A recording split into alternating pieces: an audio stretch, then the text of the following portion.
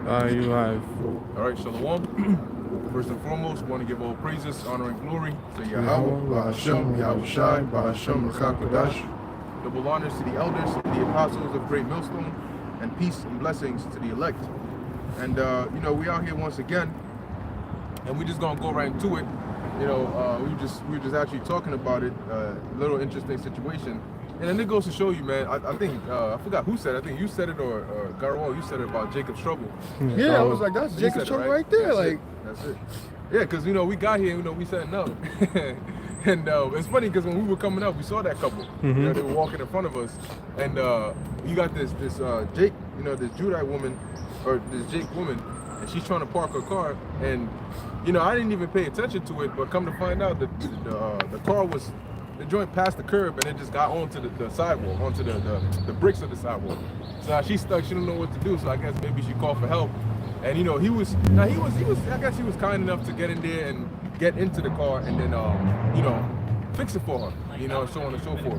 Now what's interesting is, let's say this guy he was like a wicked nigga, and you let him get in your car and he turned that shit and he just dips off with that, what you gonna do? You ain't gonna do nothing, man. But hey, that just goes to show you that in a case like this, now, I mean, we don't know her. We don't know what kind of spirit she got.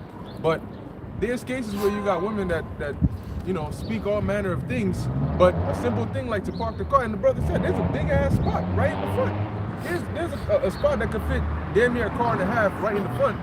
If you're having trouble, why don't you just come and park over there? But that, as we always say, that acumen and that sagacity is not something that they have high enrichment of in their set. Okay, but anyway, enough about that. Let's get into these, because as you can see in the title, it's going down, and that's exactly what's happening. And prophecy is what's going down. Okay, at the end of the day, what's being talked about more and more is the same thing, right? What's happening is the same thing we've been speaking on is being talked about more and more and more, because it's getting closer and closer and closer. Now the MOTB is becoming accepted. All right, that's what it is. It's in the beginning phases of becoming accepted, though it's not pushed here in the U.S. and Babylon just yet. Because we know usually things start around, but when they get to this part, they become, they really become popular. They really become the thing, because the whole world watches America. If something goes on here, all the other news channels are reporting on it. If something goes on there, you might not hear about it over here unless you're looking at geopolitical news. So now they talked about employers, right? And they said the thing about the MOTB is, as it becomes a more common way of commerce, companies are going to have to start having laws and regulations on allowing people who want to get the charagma to be able to work there, meaning they have to now accommodate for if somebody receives that. Because you might have somebody that say maybe they don't have a direct deposit, so they might receive a check, and you might have somebody that they don't do checks, so they get direct deposit, or whatever forms you can accommodate. But now say you start to introduce this new way of payment, this cashless, contactless way of payment with the MOTB. Now these companies need to now open another channel of payment or transaction between them and their employees, lest they be found to discriminate against an employee, because the employee says, well, this is my new form of yada yada yada, and the company says, well, we don't got that over here. Well, now they're gonna need to start having different regulations in order to accommodate for stuff like that, which is all gonna be another avenue to make this. The thing about these things, when they push them out, is just time. All right, they move with time, because in time it becomes more popular. The more popular something is, the more accepted it becomes. Because when you look at a lot of like stupid trends, the only reason these trends, you see a trend and you're like, yo, for example, the word cap. People say no cap, or he's capping. Now, when you actually think about it, it's really ridiculous, right? The word cap. How does cap ever correlate to lying or not telling the truth? Why don't you just say he's lying? But they say, nah, he capping. Now, it doesn't make sense, but it's popular, so people still use it. If you ask somebody, why does capping, why does say he capped or he's capping or that's cap equate to he's lying or he's not telling the truth? They can't really give you a direct answer, but they'll still do it. Why? Because it's popular. It's trending. So the more you hear people saying it, the more inclined you are to what? To say it. So as they move with that kind of agenda, the more they push, that's the same thing they did with the Vanessa. Before the Vanessa became widely used, damn near everybody was saying, nah, hell no, I ain't doing it, nah, no. Then what did they bring? They brought the mandates, and then they just haven't had more and more people step to it, and then they started saying, oh, this many people have taken it. This many people have taken it. So they make you feel like you're in the minority, and people don't like to feel that way. Though the scriptures say, following out a multitude to do evil.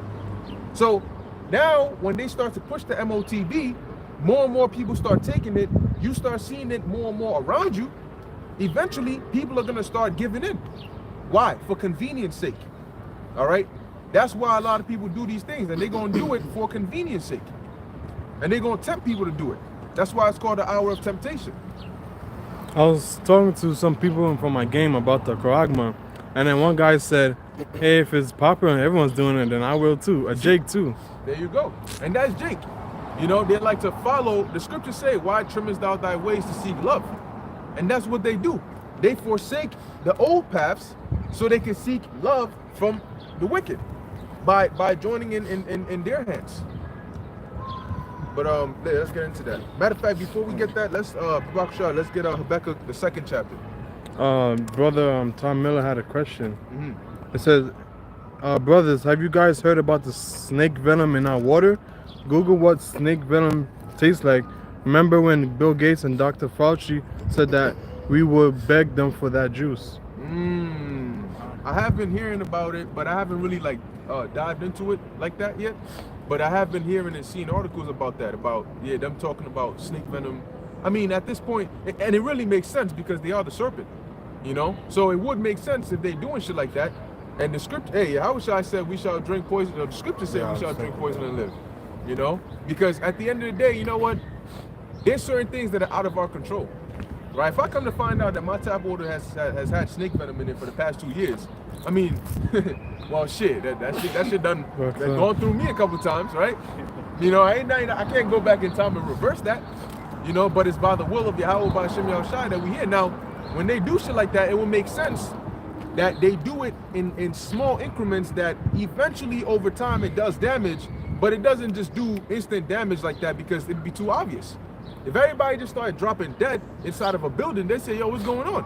And they check the water systems and all that, and they come to find out there's some shit going on in there. So these devils are real discreet with the joint, you know, but as we get more and more into these last days, a lot more of these kinds of information is going to come out. You got it? I'll start from the top. Yeah. This is Habakkuk chapter 2, verse 1. I will stand upon my watch and set me upon the tower, and will watch to see what he will say unto me. So now, stand upon our watch, how are we standing upon our watch? Well, we got to understand that right now, the way we're watching is, we're not on a literal watchtower, but how do we know what's going on in America, what's going on in Russia, in Ukraine, in China? Well, by paying attention to the news. All right, that's how we know what's going on in these other parts of the world, even in America, because we're not, I'm not in Texas, you know, or North Carolina or California or Florida, but I can still find out what's going on over there by way of information. Information travels, right? So how do we stay upon our watch? Well, we got to constantly be looking at these articles, constantly be watching the news to see, all right, what's going on, because we got the eyes to see and to perceive and to pick out certain points that happen in current events that correlate with prophecy. So that's also how we measure the times diligently. So go ahead. So we are in the stead of Habakkuk now, standing upon our watch, being diligent as well as vigilant. Okay? Go on. And will watch to see what he will say unto me. What he will say unto me, right? Because how does the Most High speak to us? Through his prophecies. That's why the Most High tells us, all right, look, the time is short. When this prophecy comes to pass, then shall we know that this and this is going on. So the Most High is speaking right now through his prophecies. And that's why the scripture said, and it's going to get to it, that at the end it shall speak and not lie. So what is it really speaking? It's speaking the words of the Lord. And that's why the scriptures say, matter of fact, I think it's in Isaiah 45. See if you can find that real quick. I think it's Isaiah 45, and if not 45, then 55 or so. But it says his word does not come back to him void. So ultimately, how is the Lord speaking to us and the world? By way of these prophecies. Got a precept. This is a brother Shemayam, Ephesians 5:15. See then that ye walk circumspectly, not as fools, but as wise, redeeming the time, because the days are evil. There you go. All right, redeeming the time because the days are evil. Oh, 55 and 11. So that means that what? When you go about in your day-to-day life, you can't just walk about, just carelessly. You got to be alert, because at any point anybody could, pull some shit out or try to do something, or even knowing the times we in. You got this whole Frank James. That's 2 first names. All right, you got Frank James, and this dude apparently called the cops on himself. How the hell does what? So my man, all of a sudden, he been apparently doing videos. He calls himself the prophet of truth, apparently, right? And he's been doing all these videos, speaking on things we speak about. So now, if somebody does, and you know what? They took the clips, because I did a video on it, and they took the clips where he speaks on things that we speak about. So when you listen to his video and he mentions FEMA camps, World War III, Putin, martial law, he mentions how something is about to go down where a lot of these jakes are about to get this work, right? He mentions basically in more modern terms, the Edomites. Now, when you listen to our video and we mention all of these things, if you are unlearned and ignorant, you're gonna say, yo, these guys sound like Frank James. They sound like the same type of thing he was saying. So there has to be some correlation between the Israelites and this guy, because they're kind of talking about the same thing. So if it is his ideals that led him to do this, then we got to watch out for them. But we're not ignorant of their devices. I was gonna say, it's funny because he'll say pretty much the whole doctrine without mentioning anything in the scripture, and I was just, it's obvious that it was orchestrated, because where did he get all this information from? And why is he basically talking about Jacob's trouble? Now you can say he got it from the truther community, but the truther community doesn't speak on Jacob's trouble, right? Because that's something that's biblical. Right. So how does he know that quote unquote black people are going to die in a large number? Right. Where did that come from? That's not in the truther community. That's from the scripture. Got it. So it's obvious that he was set up, and it's just another version of the accuser of thy brethren. Mm-hmm. They're coming after us harder these days. Yeah. And they tried it multiple times. Over the years, they've tried it, but at the end of the day, they're going to do what they got to do. But just understand that the Lord has set defense mechanisms in the scriptures for us. Isaiah 59:19 is a defense mechanism that the scriptures say, when the enemy shall come in like a flood. Now you got to think about it, right? This devil cannot come in like a flood lest he has his legislations.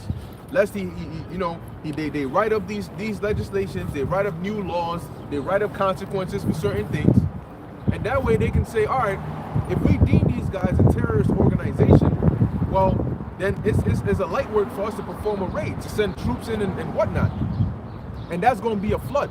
Because look, man, you got one Jake and an officer called for backup, you're going to have like 5-10 police cars over here with damn near 12 to 15 officers trying to take down one Jake. So they always come in mass. So if they come in to try and touch us, they're gonna come in with troops. They're gonna come in as a swarm, and like it's a crazy ass, and the Lord said what? The Spirit of the Lord is gonna lift up a standard against them. Somebody's gonna say something? Yeah, I was gonna mention, I watched your video where you did with they caught one guy who was sitting across from Frank, Frank James, almost called him Frank Castle. But that makes no sense, because when I watched it, basically, homie had a hole in his pants that if you look at it, the bullet went this way. Right. But you said you were sitting across from him, like how the camera's facing me, and you say he pulled the gun on you like this. How the hell is the hole going this way, but he's aimed at you? And how did he miss? Right. Which I believe when you're in the, well, he's not in the military army, but I know most of the time, especially our people, when they aim at you, they try to aim at the chest because it's a lot easier. But I believe like the military and army is 2 to the chest and 1 to the head or something like that. So a person who's more trained will try to aim at the head. But mostly, if you're not trained, you're gonna aim at the body because it's a lot easier. So here it is. He aims at you. Now, usually when people get put in a position like someone pulls out a gun, you see that flight or response. Where it's either you gonna fight or you gonna run away. So let's say you got scared. You just stood there, but yet nothing happened. Right. Then on top of that, the bullet, you can see the hole it went through. Then I looked up the gun. They said it's a 9mm revolver or Glock, I believe. I looked up the bullet holes. The bullet holes in that dude's pants is way too big. Yep. I looked it up. You see the bullet holes from a 9mm, it's a lot smaller. The older marksman said it was a 38. Yeah. 38 caliber. Oh, it's a but if they said it's 9mm, then the story's all over the place. It's all over the place. Oh, okay. First off, they said the dude fired out. He said he fired off 2 shots, but there's 4 bullet holes. So now, hold up, my man's was wearing damn near skinny jeans, right? So if you wearing skinny jeans, ain't no way a bullet is gonna have an entry and an exit in your clothes, but not in you. How the hell does that make sense? Like you said, so apparently the bullet came, yeah, we're right and here. then did a U-turn. We're right here from each other. Right. But the bullet went that way. That shit said, woo. That's that wanted movie. Yeah. That shit said, woo. And then the other one came back and they said, and then the nigga doing the interview sounded mad calm. He's like, yo, yeah, man, I'm just lucky to be alive. Nigga, what? Saying right across from some nigga that shot at you twice. It's a miracle that the thing ain't touched me. How? So how does it make sense? Because ain't no way you're gonna have 4 bullet holes with exit and entry, but nothing in your body. And the video was mad short, like 2 seconds of just this. Come on, my man. Esau, you sloppy, man. I don't know if they're doing it on purpose or if they just losing their shit, which is likely that's what's happening, according to Isaiah 47. You guys are losing it. You're losing your enchantments. And you know what's also happening? The Spirit of the Lord is dealing more heavily with us. So even if they aren't losing it, we're able to spot it out because the Spirit has our eyes open. So we pick out the details.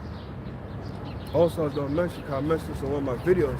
Also, remember the scripture say he knows that he had a short time. So when you rush, usually when you rush, you be like, you're off your step, you're off your rocker. You be like, fuck, I forgot this. Yep. And people are like, yo, what's up with you? Like you seem off, like, are you forgetting something? And it's like you're rushing, so you're not on top of everything like you usually do. So when you rush things, now you may make mistakes, you may forget something. And that's what the elites are doing. They're not thorough in their stories and plans that they do anymore. So you're able to visibly see the mistakes that they leave. But at this point, they probably don't even care. They just want to make things come out so that way it's like they could just come after us. Because they're rushing. It's like we're seeing visions. Your God is messing with us, giving us dreams. It's like, just come after him, do shit. I don't care if I slipped up, just fuck it. And the people is too stupid anyways. They'll just believe it anyway. So it's like. Yeah, and I started thinking about that, and then I started thinking, you know what? I think it gets to the point where these devils, they're not trying to deceive us.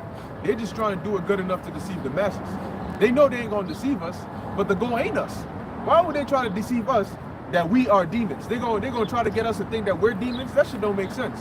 The audience that they're doing this for are the rest of the people out here. But that's why we're a problem, because if you have 10 people that see the joint, at least 4 or 3 or 5 might see our videos and say, they kind of do have, let me go back and listen to this again. And then they'll start asking questions. And that's the last thing you want. Matter of fact, I see it on Facebook, some Israelites I went to school with, even they were saying, yo, that whole thing is bullshit. They know the government's up to something.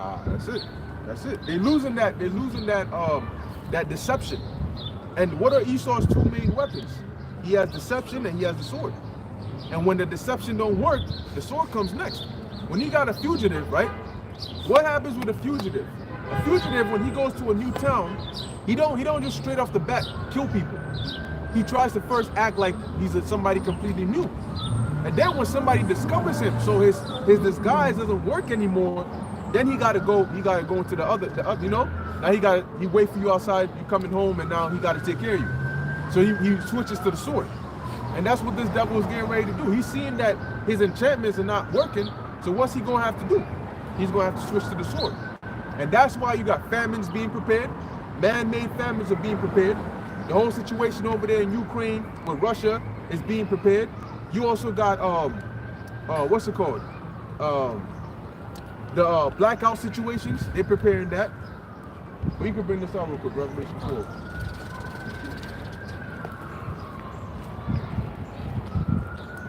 Revelations 12:12. Therefore rejoice, ye heavens, and ye that dwell in them. Woe to the inhabitants of the earth and of the sea, for the devil is come down unto you, having great wrath, because he knoweth that he hath but a short time. So that's the key right there. He knows that he has but a short time. So that's why they're doing all of this, and they getting sloppy. All right, because they know they don't have much time to try and implement all of these things that they're trying to do. All right, and that's okay. The Most High got them speeding it up because we are in the last days. Man, you look at how fast these days are flying. It feels like just 2 days ago we were here, you know. And next thing you know, boom, we out here again. Weeks are starting to feel like days, and months are starting to feel like weeks. We're already about to be what's today? April 16th, I think. April 16th. We're already halfway through April, and April just came in. So I mean, the Lord is definitely speeding up these days. But you know what? Let's get into that. Isaiah 47. Because from the top. Isaiah 47. Come down and sit in the dust, O virgin daughter of Babylon. So who is the virgin daughter of Babylon? Well, remember, you got Babylon, and you got the daughter of Babylon. Okay? You got the daughter of Babylon, which is America, aka America. All right? So, what? Read that again. Come down and sit in the dust, O virgin daughter of Babylon. So what does it mean, come down and sit in the dust? It means the Lord is going to pretty much dethrone you. He's going to bring you down and humble you and bring you down low. Because when you're in the dust, you're in a low position. So the Lord is saying, bring your ass down into a low position. Oh, virgin daughter of Babylon. Virgin daughter meaning this place ain't never been touched. See, there hasn't really been a major event, a major real war on the soils of America like these other nations. Whenever America's involved in the war, America, and it's with another nation, America ain't having that war on American soil. They having that war overseas or in somebody else's land, dropping bombs over there, right? Sending troops over there. That's why they refer to as the virgin daughter. Go on. Sit on the ground, there is no throne. Sit on the ground, there is no throne. Because that's what's about to happen. Yahusha is a matter of fact, real quick, let's jump to Revelation 19, and you can start at the 11th verse. There is no throne. Why is there no throne? Also, Babakusha, let's get Daniel, the 7th chapter, and we can start at the 9th verse. 19 from the top? No, from 11.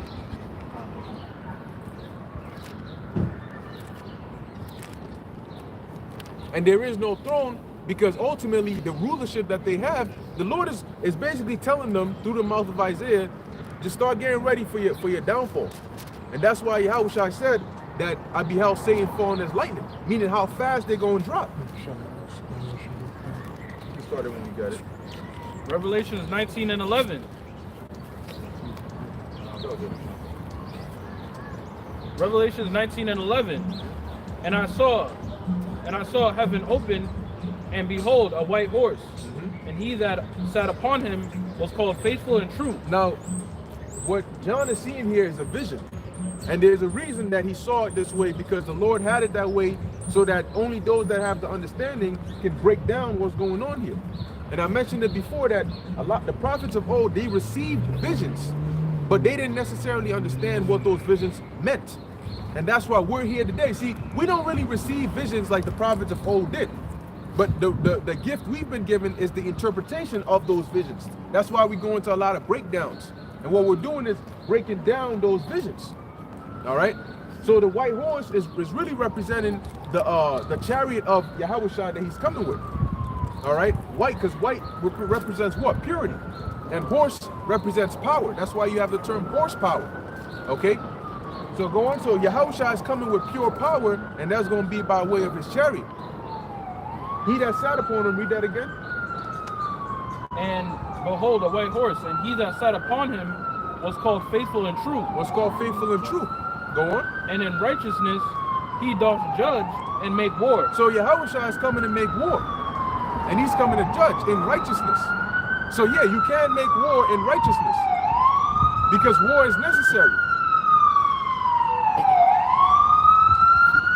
Yeah, let's let this pass.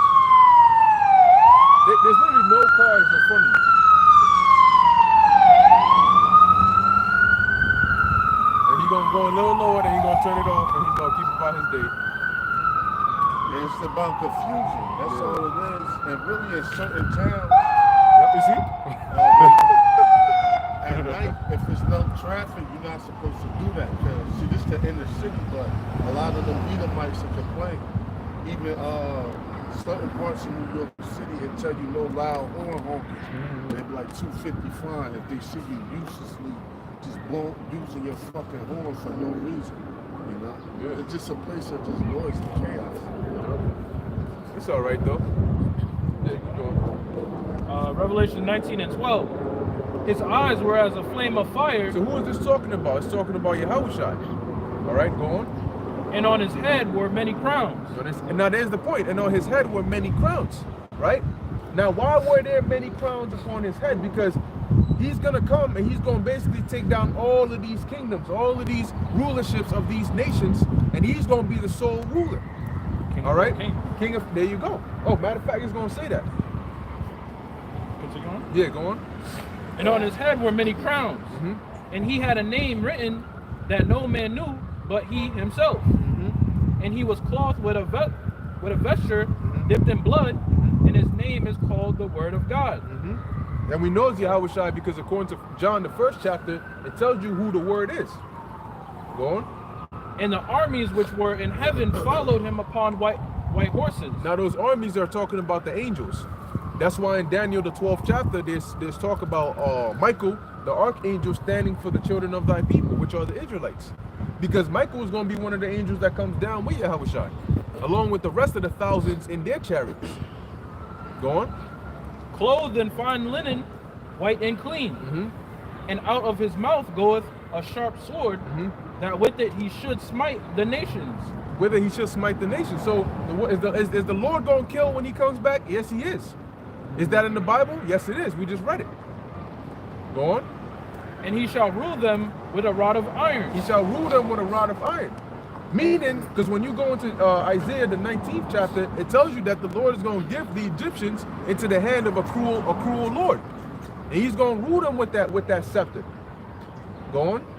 And he treadeth the winepress of the fierceness and wrath of Almighty God. Yeah, keep going. And he hath on his vesture and on his thigh a name written, King of Kings and Lord of Lords. So there you go, King of Kings and Lord of Lords. So why is he going to be King of Kings? Because he's going to come and take the rulership of these different kingdoms. So now let's go to Daniel 7 and 9, and then we'll come back to Isaiah, because it says that there is no throne for thee. Now, when you sit on the throne, Brakatha, when you sit on the throne, what are you wearing? The crown. Because those that sit on thrones have crowns, aka kings. You know, and then they like to throw in queens in there, but really we're dealing with queens. The word queen goes back to the word queon, which is a prostitute. So you got women going around here talking about, I'm a queen, I'm his queen. I don't want a queen. All right? I don't want a queen. First of all, the way a woman, to cut that too, the way a woman become a queen is by marrying a king. A lot of these bitches talking about some of their queens, but where your king at? You ain't got no fucking man. And the man you do got, a lot of them be fucking simps and weaklings. They don't got a ruling class mentality. Right. And what give you a ruling class mentality is this Bible. So how the fuck you a queen if you don't have a king? And the way a man become a king is two things. If he the son of a king, which is a prince, or if a man goes somewhere and conquers something and he locked that spot down, he become a king. You know what I'm saying? We conquer what? This world through Yahusha. Right. So these women talking about some of their queens, but they don't got no king, that don't fucking make sense. Just like the game of chess too. You can't play chess if your king is off the board, but you can play chess if your queen is off the board. Right. Matter of fact, some people play without their king, their queen to sharpen their game. Or if they know if they're playing against somebody of less skill, they remove their queen off the board just to make the game fair. And you could get in chess. Speaking of chess, you could get multiple queens if you push the pawns back to the backfield, but you can't get multiple kings. Yeah, that's a beautiful point. When they call themselves queens, they really call themselves the Quean queen, And the definition is an impudent or ill-behaved girl or woman. Ooh, that's it. Or a prostitute, like That's you it, said. yeah, that's it. And then, but see, the average woman calling herself a queen, she ain't gonna know that. So if you tell her that, she gonna get offended. But that's because if she's ignorant. She's saying that out of her ignorance. Because you ask a girl, would you call yourself a queen? No. Oh yeah. Would you call yourself a prostitute? No. Well, you say if you say you're a queen, you call yourself. You know what I'm saying? But it shows you what they speak from a proud point, but an ignorant proud point. The worst type of proud individual is an ignorant proud individual. Because what you got to be proud of? You got it. You said that Daniel 7:9? Yeah, I believe it says in the Ancient of Days did sit. Because it's going to tie back into Isaiah. Daniel chapter 7 verse 9. I beheld till the thrones were cast down, and the Ancient of Days did sit. Right, so the thrones were cast down, and the Ancient of Days did sit, going. And the Ancient of Days is the Most High. Ancient of Days meaning he has no beginning and no end. Now we know that's not Yahusha. Whoa, matter of fact, that's a whole cut. Because you got people that say Yahusha is the same as the Most High, but so who's the Ancient of Days? Because Yahusha has a beginning. He says he is the beginning and the end, the firstborn of the creation. So he's clearly born, but now there's a reference to an Ancient of Days, meaning that he has no beginning. So who is that? Who is that individual? It says, my Father is greater than I. So how do you comprehend that? But we're the ones who we don't understand the scriptures. But you got it. I beheld till the thrones were cast down, and the Ancient of Days did sit, whose garment was white as snow. So he had a garment on, and it was white as snow. Go on. And his hair and the hair of his head like the pure wool. And his hair and the hair of his head like the pure wool. Okay? Like Yahusha. Go on. It shows you that the Most High is a dark-skinned man because Jake genetically have that kind of hair. It's not about your skin color, it's about your genetics.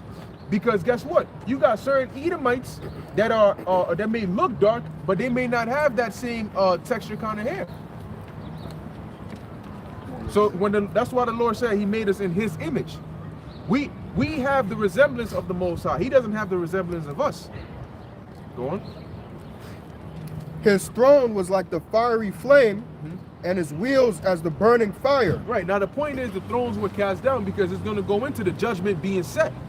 And the part of the judgment is the thrones of really starting with Esau and everybody else under him is going to be cast down. So when you go back to Isaiah 47, the scriptures Isaiah is saying here, there is no throne for thee. Why? Because your throne is cast down and you being cast down. And you going to go into shackles. But you can't get mad at us because, hold on one second, we went into shackles. You put us in shackles. And we ain't even saying we're going to do something to you. We're saying what the scriptures say. The Bible says it. What you got, sir? Now I was just going to hop on that point that they also mention in Revelation that he has skin of jasper. So when you look up the jasper stone, it's brown. It's like a dark brown color. And I believe they also mention onyx. Those two colors are dark. So you automatically know it's none of these images that they're showing you of Esau. Daniel 10. Forget that. Because they try to pin the argument that, well, it says his feet were brown, but then it says that his head and his hairs were white. So then they'll try to say that because it says his head and his hairs were white, that means that he had a white head, but his feet are brown. So that's not talking about skin color. Well, then let's see what Daniel says. It's a woolly hair argument. When it says his hair, it says white like wool. Right. And then they say that, yeah, because a sheep's wool is white, but sheep's aren't only white. There you go. So it's talking about a hair texture. It could have mentioned any animal if that was the case. But Exactly. it mentioned an animal that has a specific texture of hair for that exact point. Yep. And Daniel's going to expound on that. Daniel chapter 10 verse 5. Then I lifted up my eyes and looked, and behold, a certain man clothed in linen, whose loins were girded with fine gold of Uphaz. His body also was like the beryl. His body, oh man, if we have the blue, let me see. Let me go to that in the blue letter. said you got something? You can bring it up. I'm just trying to look up that word. This is another account. Revelations 4:1. After this I looked, and behold, a door was opened in heaven, and the first voice which I heard was as it were of a trumpet talking with me, which said, Come up hither, and I will shew thee things which must be there hereafter. And immediately I was in the spirit, and behold, a throne was set in heaven, and one sat on the throne, and he that sat was to look upon like a jasper and a sardine stone. Salat, it wasn't onyx, it was sardine. And there was a rainbow round about the throne, in sight like unto an emerald. And I have a picture of a jasper here. I got the image, and like you said, it's brown. Let's see if I can zoom in on this right here. And if you look up sardine, I believe it's dark like charcoal, if I'm not mistaken, or another brown stone. Let me type that in here as well. Sardine. Sardine. Stone. S-A-R. Yeah, that's all. But that's damn near synonymous. Yeah, with a color of a dark-skinned individual. You know, that's a brown-skinned individual right there. Yep. You know, and read that. Actually, read that verse again. And he that sat was to look upon like a jasper and sardine stone. So he was to look upon like a jasper and a sardine stone. Okay, like. So he's comparing it. So it doesn't mean, because you could see one thing and compare it to another thing, and they may not be exactly the same, but this may bear some resemblance of that other thing. So you may say this is like, you know, it's like if you see yada yada yada. It's not exactly that, but it's like if you look. You know what I'm saying? Oh, gotcha. Right here. This is like definition, having the same characteristics or qualities as, similar to. There you go. Yeah, and it's comparing it to a skin, man. But you know, when it comes to the scriptures, people with masters, all types of degrees, it just seems like reading comprehension goes out the window. You know what I'm saying? Obviously, it's a description. It went from his head, his skin, his eye. Oh, they ain't talking about skin color. It's a fucking description, man. Right. If somebody came and stick us up, and we did a police report, they'd be like, which way the guy went? We'd be like, he went down there. Well, what did he look like? Well, he was about 6 feet. He had, his skin was like copper. So the cop was like, so he was black. We'd be like, yeah. You know, so just because cops, they gonna be like, what did you say? He was black? Right. We gonna be like, yeah. He was like, what else I'm saying? Right. He was like, well, just say that he's black then. Right, you know what I'm saying? right. So, because we trying to catch this guy. Right. He had a chipped tooth, you know what I'm saying? He was tall, he was medium build, he had a full beard, you know what I mean? He had dreadlocks in his head. That's a fucking description. Now, I don't see what, like that's a genuine description, but people make up all types of different things when it comes to the description of the law. Obviously, it's describing the man. It's talking about his clothes, his head, the texture of the hairs on his head, his beard, his eyes, and so on. His voice, it's a description. Yep. And that to help you define somebody. If you're a robber, you say, yo, he had a real deep-ass voice. Right. So now they know when they run up on him, they be like, yo, say something. Like, what's your name? And they're looking for the voice. Like, if he got a voice like, nah, he gonna be like, nah. And he say something like, yes, what you want, officer? They gonna lock your ass up. So, but people, when reading comprehension goes out the window when it comes to the scriptures.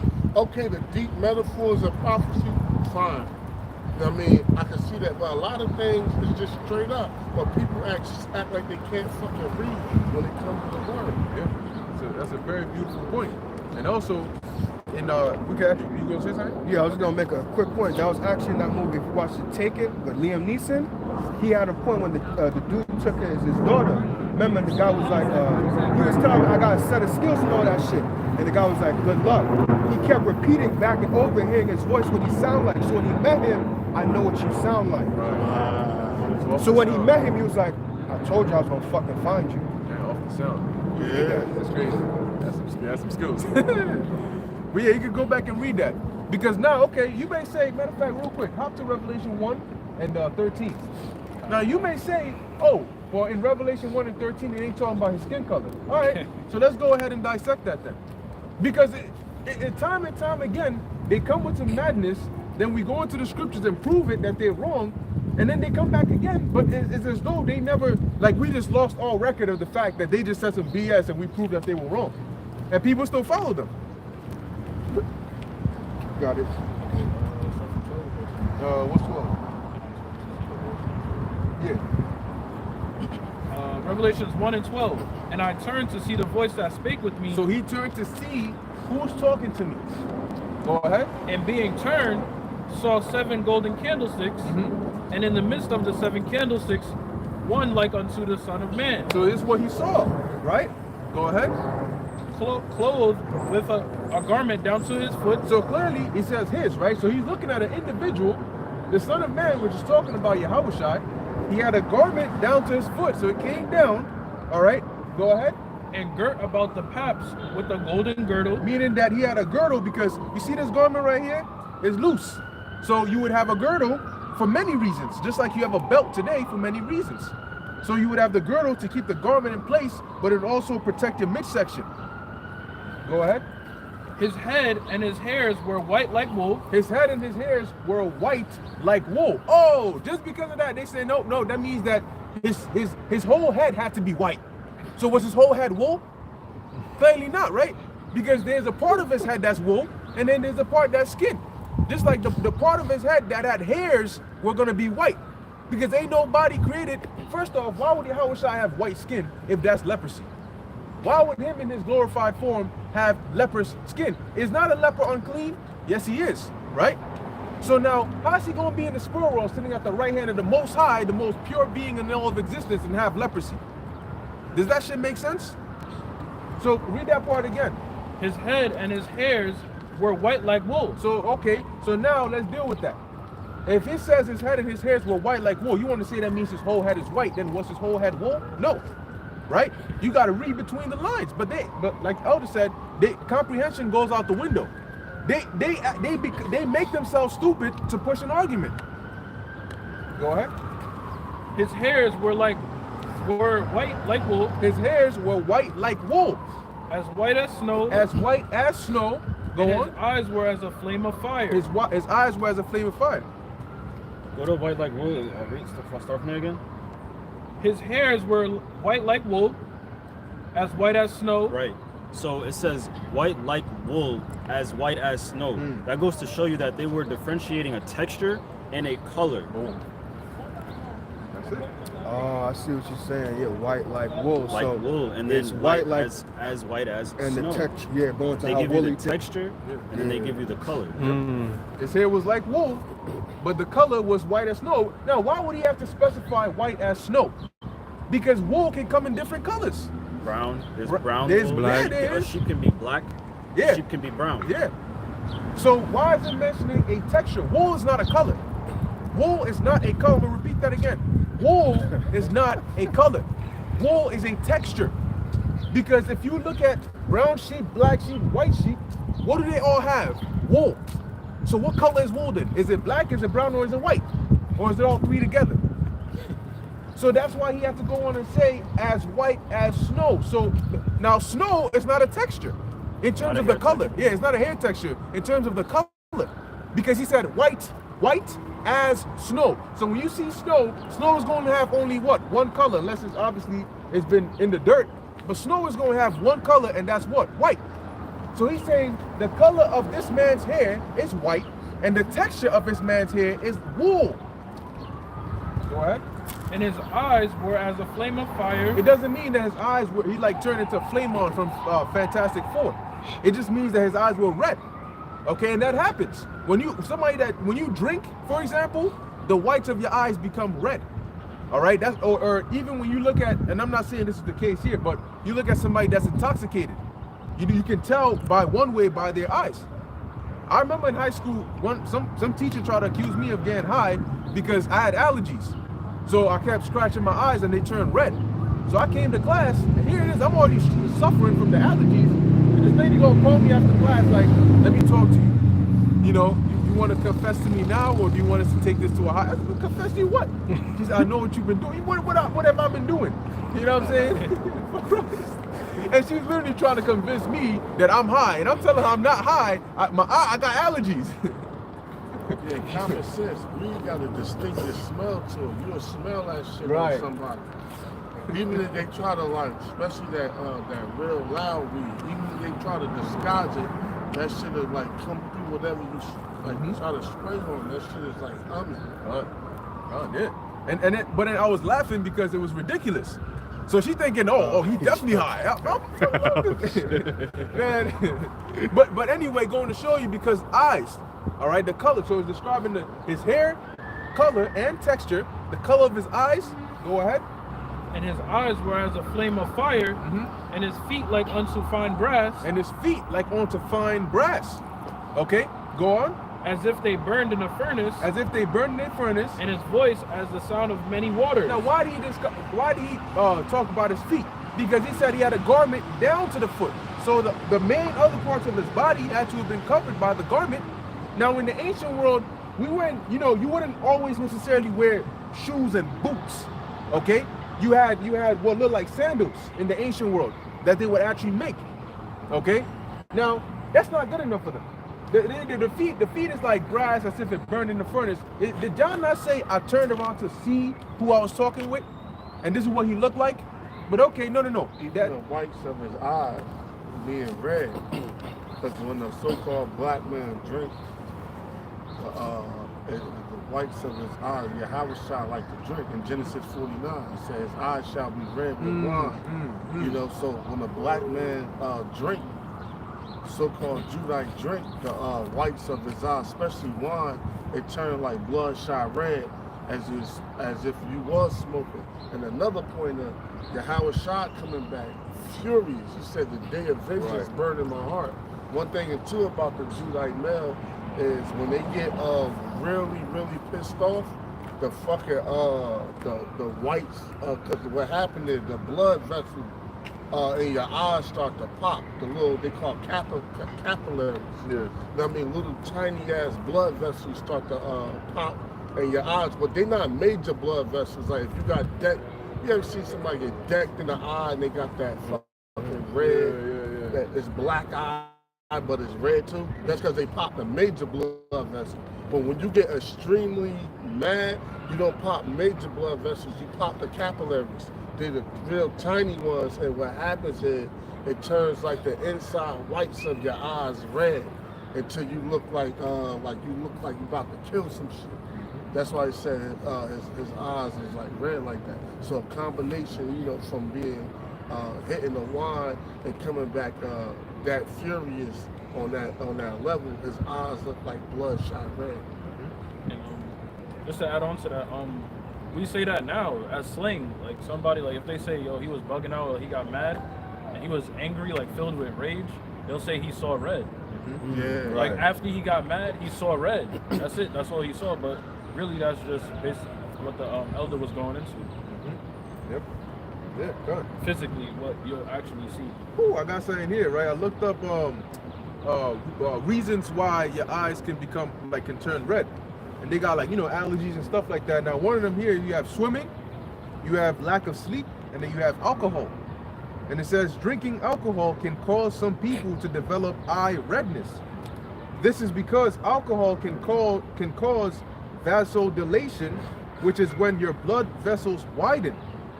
Vasodilation can cause the vessels on the white part of the eye to become larger and more visible. Also, alcohol is dehydrating and can cause the eyes to appear red and tired. So that cuts that. So when it says it's a flame of fire, it ain't talking about his eyes were literally actually on fire. But once again, let's say that the feet as brass, which we know is brown, right? As if it burned in a furnace. That's not good enough. Okay, so let's go to Daniel. You got something? No, I was actually going to ask. I remember watching a video. I think I showed it told you about once, where it goes into Yahusha's death and the cross and all that. And actually, when you go into, although the scriptures don't go into complete detail everything, but also like you mentioned in that thing that you looked up, how lack of sleep can make your eyes red. Remember when Yahusha, before he went on the cross, he didn't really get no sleep. Right. Remember he went to the judgment, they beat him and all that. He was on the cross, so he didn't get no sleep. Yeah. So jump into that in Daniel 10. Oh, also I want to bring this up. When you look up burnt brass. That's it. No, that's good. That's it. So I mean, what else? But there we go again with the when you hit them with it, and they finally say, okay, well, burnt brass is a dark brown, but then they turn around and say, well, but then the color doesn't matter. Either he was no color or the color doesn't matter. If the color doesn't matter, why is it being mentioned in the description? If the color doesn't matter, why do we take pictures? You know, if your description clearly doesn't matter, why are people categorized by color for the most part? Kind of blurry. Because like the elder gave the example, if the cop asked you, right, and they There's said, even a book right there too. he said, oh, his skin was like copper. He said, so he's black. Right there. He would categorize the man in a color. He was black, right? Or if you say, nah, he was real light, so was he like white or was he like a caramel color? So why are they describing color? Because color is important to identify somebody. Color is important, period. Like when it comes to lights. You know? Yeah. Like say color don't matter. You run that red light, you're gonna be the same color as that motherfucker. Like so colors do matter. You know, go to LA with them bloody crip niggas talking about color don't matter. They're gonna shoot your ass up. So color do matter. When you go into the hospital setting, you know what I mean, color matter. They got something called code red. You know what I mean? And DJ red alert. You know what I'm saying? So colors do matter. Even in nature, you got the most deadliest insects like that, royal, kind of like a royal blue toad. Like the most poisonous insect or animals got like these stripes or these different colors to them, like the black widow. And that kind of indicates to you like to be careful, be mindful of them, or to stay away from them. You know, all things in life, like chlorophyll. Chlorophyll is what's coat the trees. That's like melanin for the trees and vegetation. That give it what is coming. You know, you can unhealthy sugar. Unhealthy sugar and a lot of shit is bleach. The shit that's really mainly good for you has some type of color to it. You know, so color do matter. With the police department, the police captain, he have what? He have a white shirt, and the other ones that's lower rank have what? A blue shirt. So they deal with what? A color coordination, a color type system, man. You know, the coats of arms when Jake was in, throughout the dark ages and so on. And you know, you could go like on and on and on with it. You know, but color do matter. You know, when it comes to like a football team. You know, they got if our away colors, that's why they got different jerseys. Because if our away colors is close to your fucking at home colors, we gonna wear the other colors, so I won't throw the fucking ball to the wrong fucking person and y'all win the fucking Super Bowl. Right. You know what I'm saying? So color do matter, but people act like color is all around us and color actually do matter, but people like to use it when they want to fit what they trying to say or to win their argument. But color exists in life itself, period. Yeah. Yep. Hey, and the thing is, the scripture's been there for years. And for years, color it was okay. Color mattered, right? Color mattered when you look like an Edomite on the wall. And he always got that shit like that. And you know what I'm saying? The long hair. That color mattered then. The color always mattered. Because you know what? Every church you go to, there's a picture. And the picture got a color. So why is it that when we go in there and we say, wait, hold on, that doesn't fit the description. Whoa, no, take down. Color don't matter. Color don't matter. Forget it. The fact that you love Jesus is good enough. What do you mean? Why you ain't start with that energy?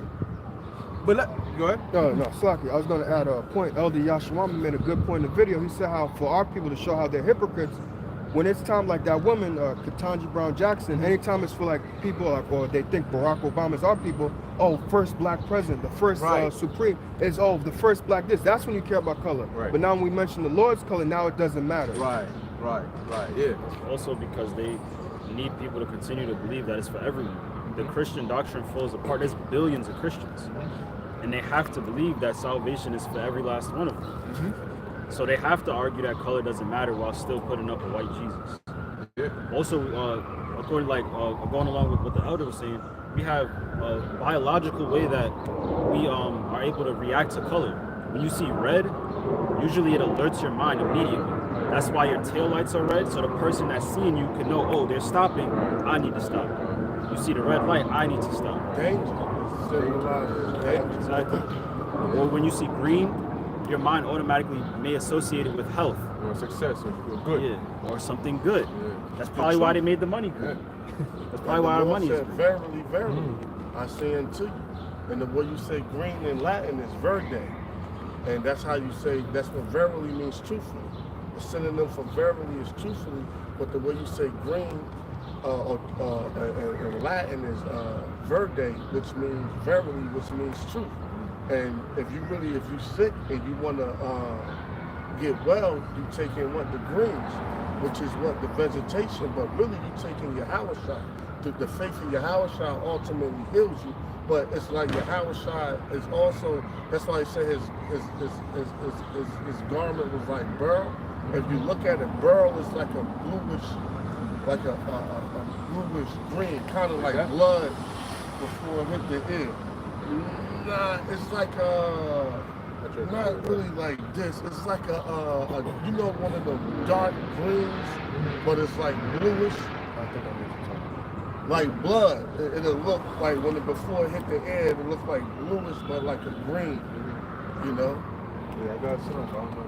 Yeah, like that, but a little dark on the darker side. Yeah, cut. And that's which represents what? The truth. Because Yahusha was the truth. And he is the truth, the way and the life. You know? So that's it's power in words. You know, so green, the verde. Verily, verde, green. That's why he has the green garment, the truth. So one last point about the colors, it's a lot of these companies to manipulate you.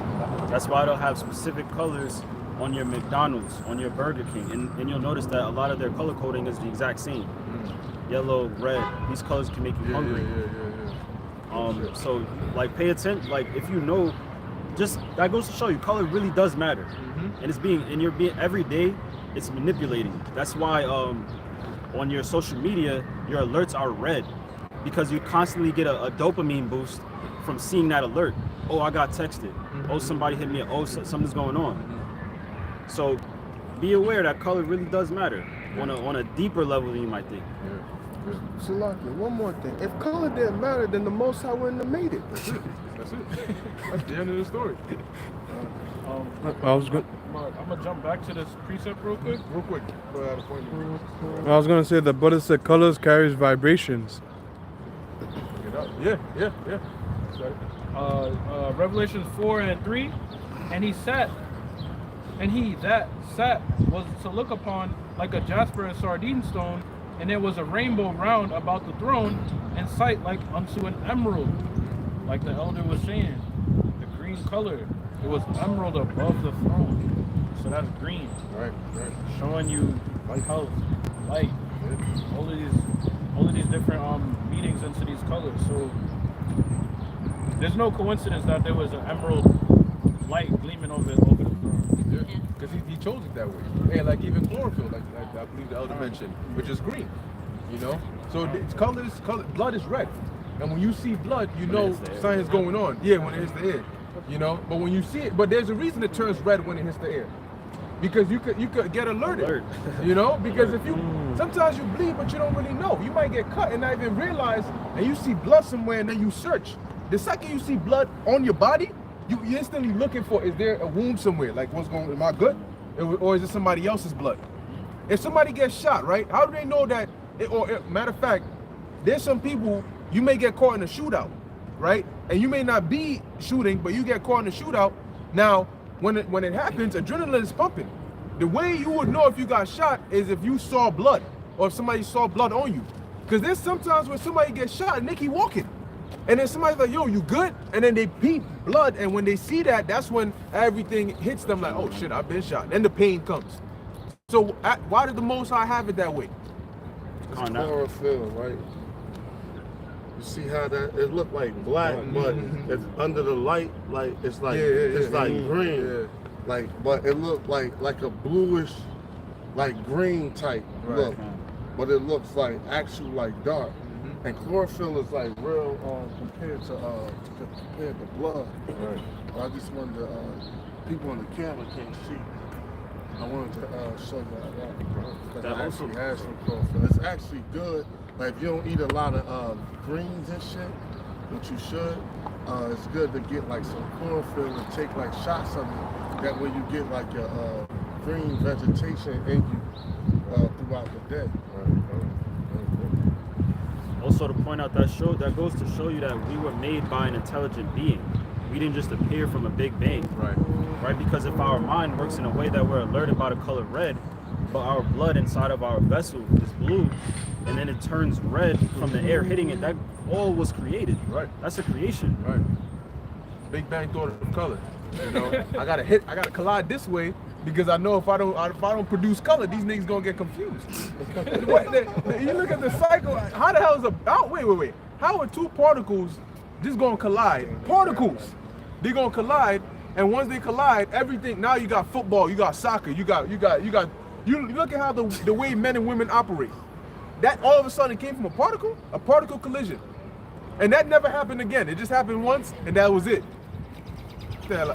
Let's go back to Daniel 10, and let's take a look at that. So you know it's close to blood, because how it stained the ground. Yeah. Because the only thing real difference in the chlorophyll is the nucleus. But other than that, it's real comparable to blood. Like if you got like a major blood to rebuild your blood account. Or you got internal bleeding, you drink the chlorophyll and then build your platelets in your blood and build your blood up. But I just noticed that how it stained the ground, just like how when blood spills, they leave that shit might be here next week. We're gonna find out. Yeah. You got it. 10:05. Yeah, 10:05. Daniel chapter 10 verse 5. Daniel is describing Yahusha because he also saw him in a vision. Recen por mí también. Play mode. Then I lifted up mine eyes and looked, and behold, a certain man clothed in linen, whose loins were girded with fine gold Uphaz. His body also was like a beryl, and his face as the appearance of lightning, and his eyes as lamps of fire, and his arms and his feet like in color to polished brass. Like in color. What does that mean? That means that read that part again. And his eyes as lamps of fire, and his arms. And his arms, right? It didn't say his hands, his arms, right? So his arms and what? His arms and his feet. And his feet. Now you got to ask yourself, why is Daniel describing the color of his arms and his feet? Because if he's wearing a garment, what are you going to see? If you see my garment right now, if I didn't have, look at the elder. If the elder didn't have those shoes on, what would you see? How would you identify his skin color? The part of his skin that would show his arms and his feet. So that's what Daniel is describing. And he said his arms and his feet, like what? Like in color. Like in color. So he's telling you this is the color of his arms and his feet. In other words, his skin color. And his what? To polished brass. To polished brass. Okay? And that is brass. We know polished brass is a dark brown color. Daniel said the skin color of this man I'm looking at, and the reason I'm describing his arms and his feet is because those are the only parts that were exposed that I could look at. That skin color in color was like onto polished brass. So explain that. Or maybe Daniel wasn't talking about color. He said color, but he really didn't need to say color. So Daniel was tweaking out. You know? So how do you explain Daniel 10:5? Oh no, that's not talking about Yahusha. Look, man, there's no way, and you know what? That's why these people keep coming back. Because every time they come, they keep getting hit. The scriptures say the Lord is going to give us a mouth that none of our adversaries can gainsay nor resist. And they can't help but to come back and get their ass whooped and then go back. And this is making Christianity look bad. You got a lot of people now that are saying, yo, I mean, damn, like, why am I still so-called Christians? Because the thing is, you got a lot of so-called Christians that have a lot of questions, but their questions go unanswered. And they come to church, but they throw those questions to some dark part in their mind and just forget about it. So when we come and speak, we bring up topics that touch on those questions. And then it comes back up and they say, yeah, I always wondered that Adam and Eve, how is it that you got man and woman from, you got everybody here from just one man and one woman? I always wondered that, but I never asked it. And then we go and we break it down, and now they start thinking like, no, it's not what they're saying. But if it ain't what they're saying, what else could it be? How else could everybody else get here if it was just one man and one woman? And then they go into scriptures to prove it, because the scriptures clearly said Cain went to a city and he went and got a wife. That means clearly there was a woman over there in that city. So clearly there wasn't just one man and one woman created in the beginning, right? And incest is against the scriptures. Incest is against the scriptures. So we know Cain wasn't doing nothing with Eve. So what's going on? What's going on, Pastor? Can you explain to us where's Cain's wife coming? Is that a fault? Is that a fault in the scriptures? Is that a malfunction in the programming? Let's go back to Isaiah 47. Because you know what? At the end of the day, this is all going to tie back into Isaiah 47. These devils losing their power. They're losing their deception. You know why? Because Christianity is one of the biggest deceptions of Esau Edom that he pushed out here. All right? It's one of the biggest deceptions that Esau Edom has pushed out here, and that is Christianity. So-called Christianity. Go ahead. There is no throne. Call it. Isaiah. Isaiah 47, verse 1. Come down and sit in the dust, O virgin daughter of Babylon. Sit on the ground, there is no throne. And the scriptures emphasize Babylon again and again and again, because Babylon, being America, is like ancient Rome. Now in ancient Rome, that was the center where anything that got to Rome became popular. If you wanted to make something popular, bring it to Rome and it would be popular. So America, or Babylon, is likened onto modern day Rome, because anything that happens here becomes that norm. America influences the rest of the world. So they look at things that go on here and then they start doing it over there. When you have places like McDonald's and Burger King and you start to see it all around the world, well, where do you think that really started?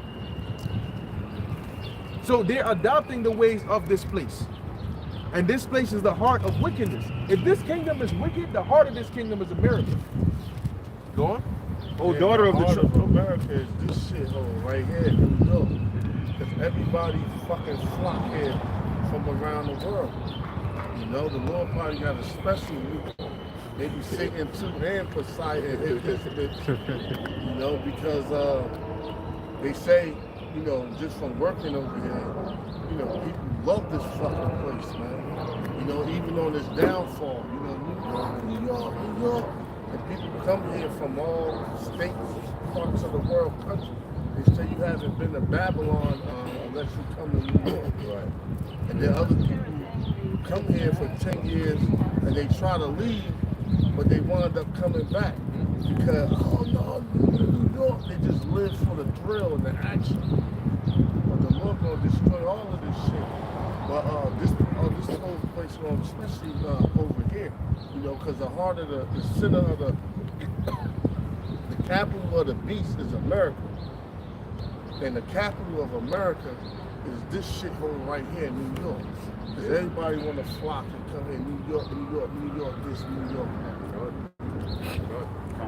Also, to add to that point, showing how powerful the influence is of America today, and this being a staple, that's why when they try to push something new, some kind of new agenda, they usually try to start in Cali or New York City. Right. That's why they wanted to have, the first thing they were doing was like, yo, we need everybody in New York City to take the poison. Right. And then Right. It was hard for them to do that, so they went to Cali as well, because Cali is also a huge staple in terms of influence. Yeah, that's why they get that term Californication. Because a lot of cultures that people follow start up in Cali. New York have influence, but a lot of like trends and shit that Babylon follows start up in Cali, like gang banging and all that shit. Starts from Cali and they kind of like spread about. That's when you get that term Californication. Right. Yeah. That's also where Hollywood is. Right. So that's how Esau uses his sorcery to confuse the people as well. Yep. And of course, that's going to influence people. Yeah, because like America is just like all those other empires that you read about in the scriptures, like Egypt, like Assyria, you know, like Persia, all right, like the Greek Empire. America is just like that, And just like in Assyria, you had Nineveh, you know, and Ashur and Haran, which were like main cities where people dwelt at. And just like today, like we're talking about New York City, guess what?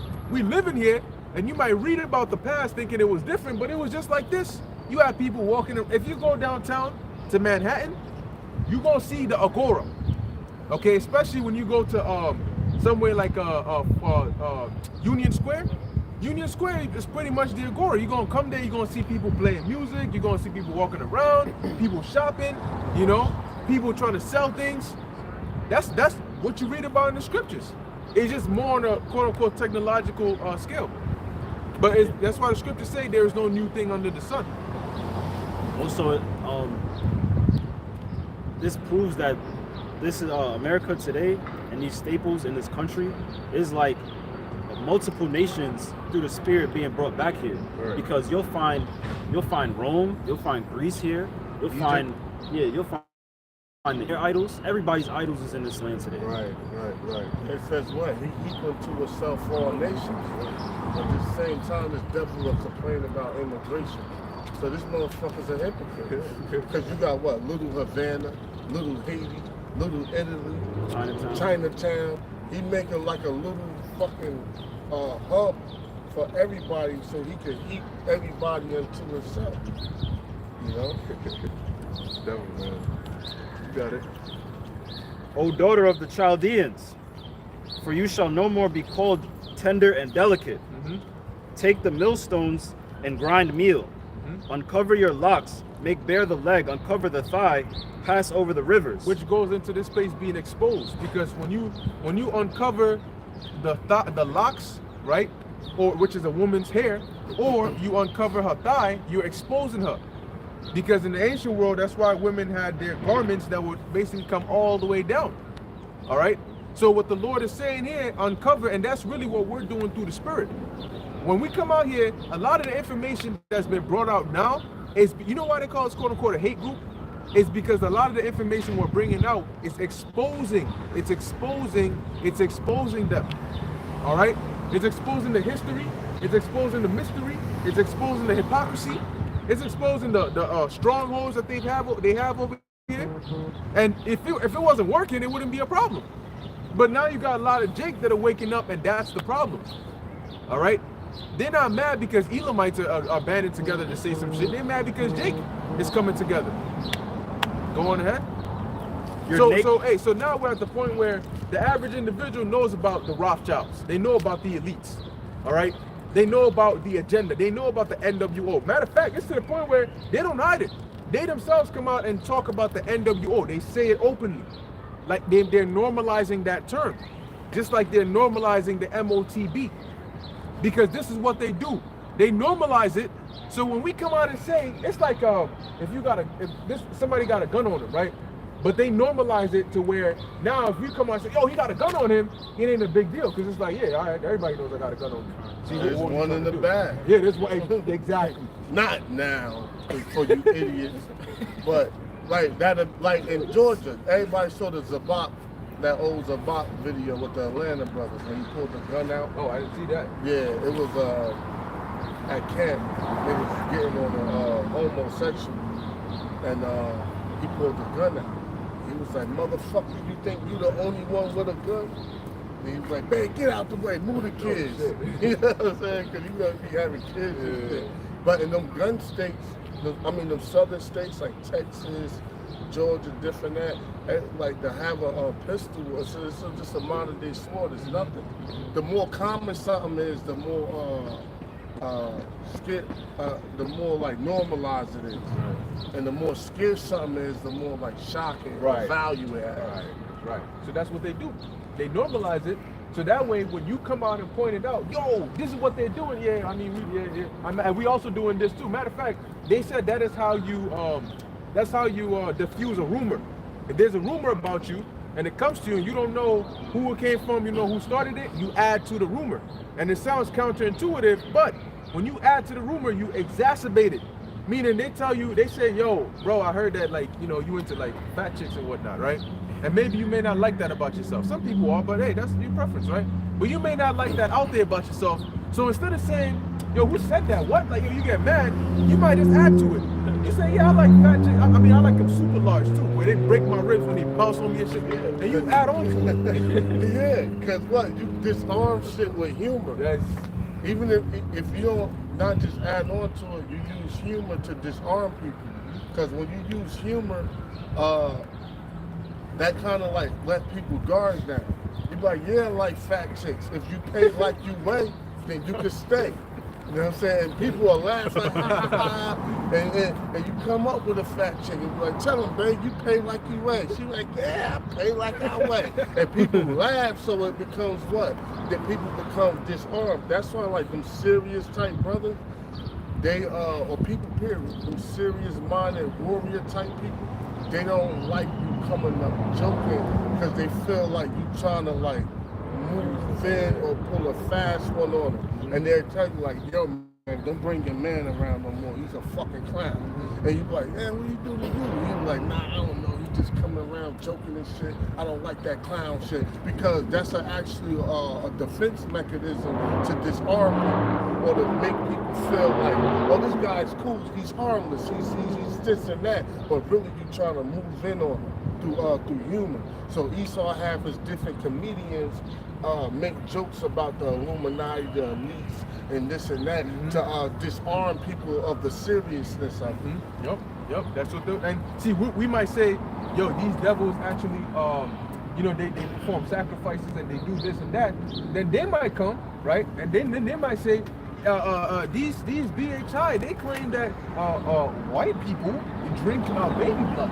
You know, I mean, well, they might as well be, you know, killing people on the streets and kidnapping them while they're at it, right? Is that what they're going to say next?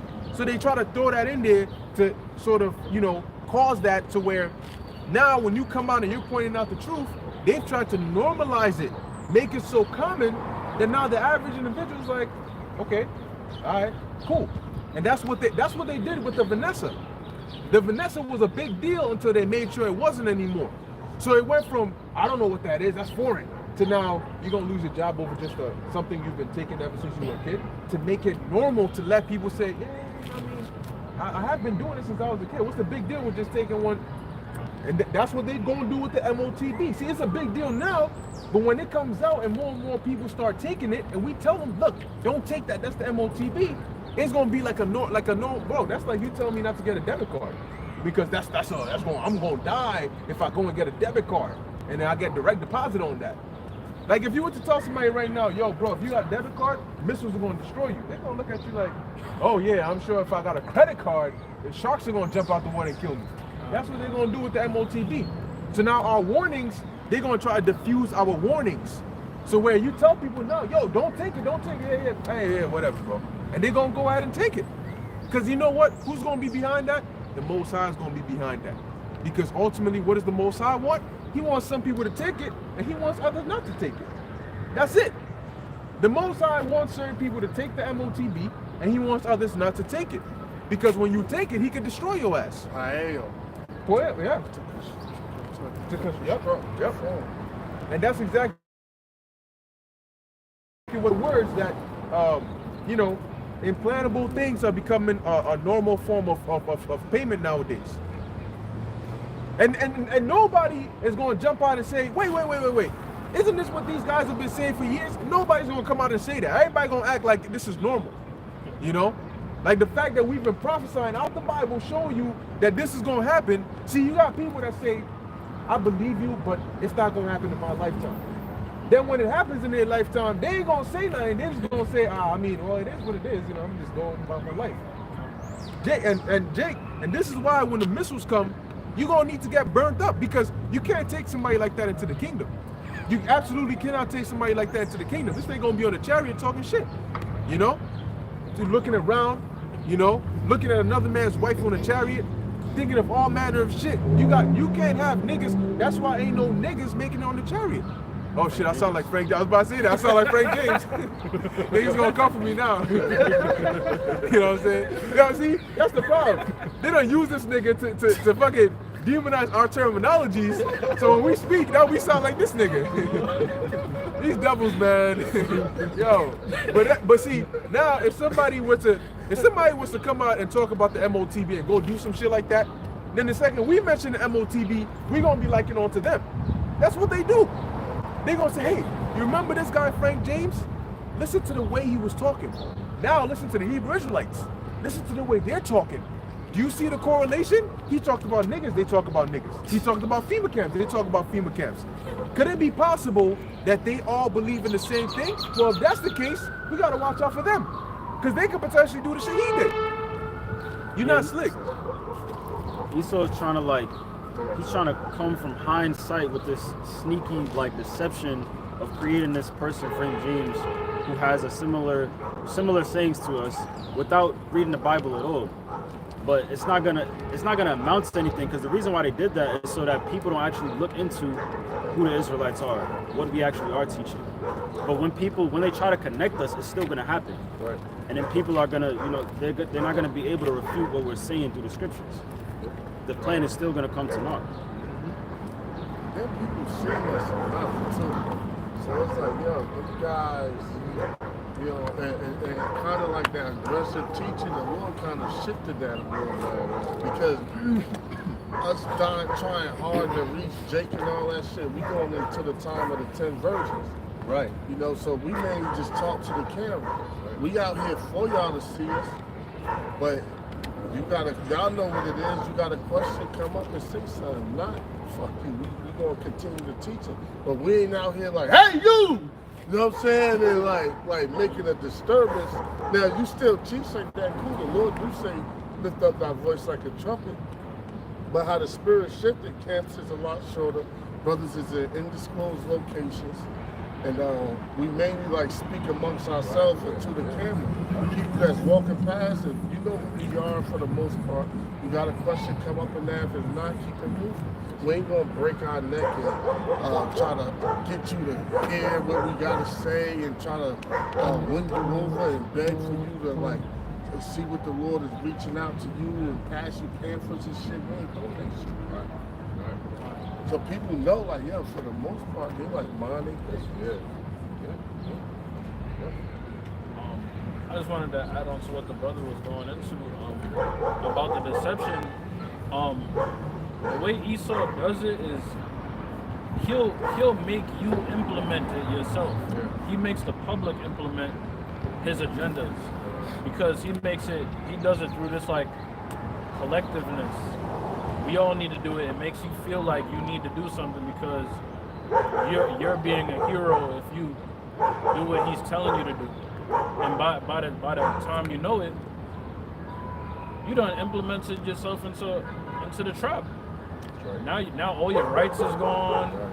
You can't go certain. You got hostess at restaurants asking you your medical records and shit. This don't make no sense. Right. But people are still doing it. Does that even sound logical? To pull up to a deli and the register, the homie at the register that worked, he lived down the block, but he's supposed to know if you got, quote unquote, the thing. Right. But that's personal information that is now being exposed publicly, and people are just that's okay to them. So going back into normalizing and make it programming people's minds to think that this shit is actually normal, but it's not. Let's go back to Isaiah. Isaiah 47:3. Your nakedness shall be uncovered. Yeah, your shame shall be seen. I will take vengeance and I will not meet you as a man. So what's happening is their nakedness, their all the agendas and all their methods that they do, we're pretty much exposing that. All right, and after that comes their destruction, because the scriptures talk about in the book of 2 Thessalonians, whom the Lord will destroy with the spirit of his mouth and then the brightness of his coming. So right now the Lord is using us, all right, and the scriptures as the spirit of his mouth to expose his devil, and after that he's going to be destroyed. So right now he's being put on trial, And when the sentence gets, when the Lord being the ultimate judge, he hits that thing down, boom, boom, boom, then Yahusha is going to bring that judgment. Because he is the destroyer, the death angel. Just like he did in the first Egypt, he's going to do in this Egypt. Go on. As for our Redeemer, the Lord of hosts is his name, the Holy One of Israel. Sit you silent and get you into darkness, O daughter of the Chaldeans. Right. For you shall no more be called the Lady of Kingdoms. Right. So you're no longer. So now a lady is one that a woman over other women. When you have a household and you got a mistress or a lady, Sarah will be likened onto that in Abraham's household. That's why Hagar and all the other women were under her, right? So the scriptures are saying here, America being likened onto the lady, right? The kingdom that all these other kingdoms are so-called under, no more is she going to be called that. She's going to be brought down from that position. And you can see it now. A lot of nations are starting to say, look, the influence you had is waning. Go on. I was angry with my people. I have polluted my inheritance. So who are the people of the Lord? The Israelites. Okay, the children of Israel, they are the people of the Lord. And he says he was angry with us and he polluted us. Go on. And given them into your hand. Which is spiritual, because inheritance also goes into land.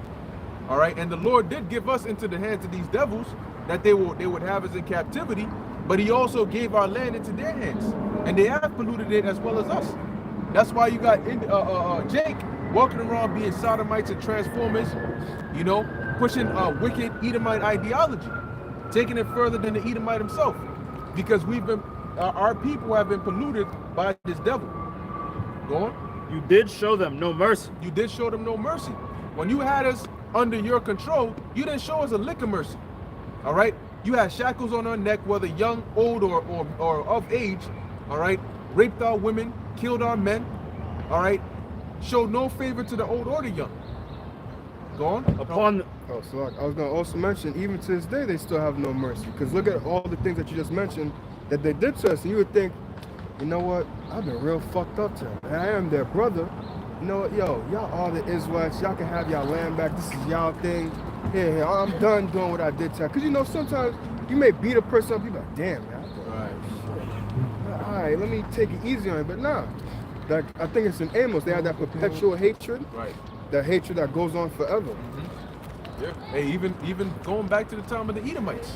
All right. In the time of the Apocrypha. Yes. Let's go to dog barking on first Ezra. Yeah. I think the first chapter. Or the second chapter. Going to show you that even prior to them having us in slavery, they never showed us mercy. All right. When the Babylonians when the Babylonians under Nebuchadnezzar came and they sacked Jerusalem and they sieged Jerusalem, who you think was helping them out? All right, it's these devils, man, and that's what's spoken about. Matter of fact, let's also get that too in the book of Obadiah, the first chapter. It talks about how they stood in the way. I'm gonna see if I can find it and let you know. I know it's in the book of First Ezra. And we'll come back to it. First Ezra, like the 45th verse. 45th. 44, 45th.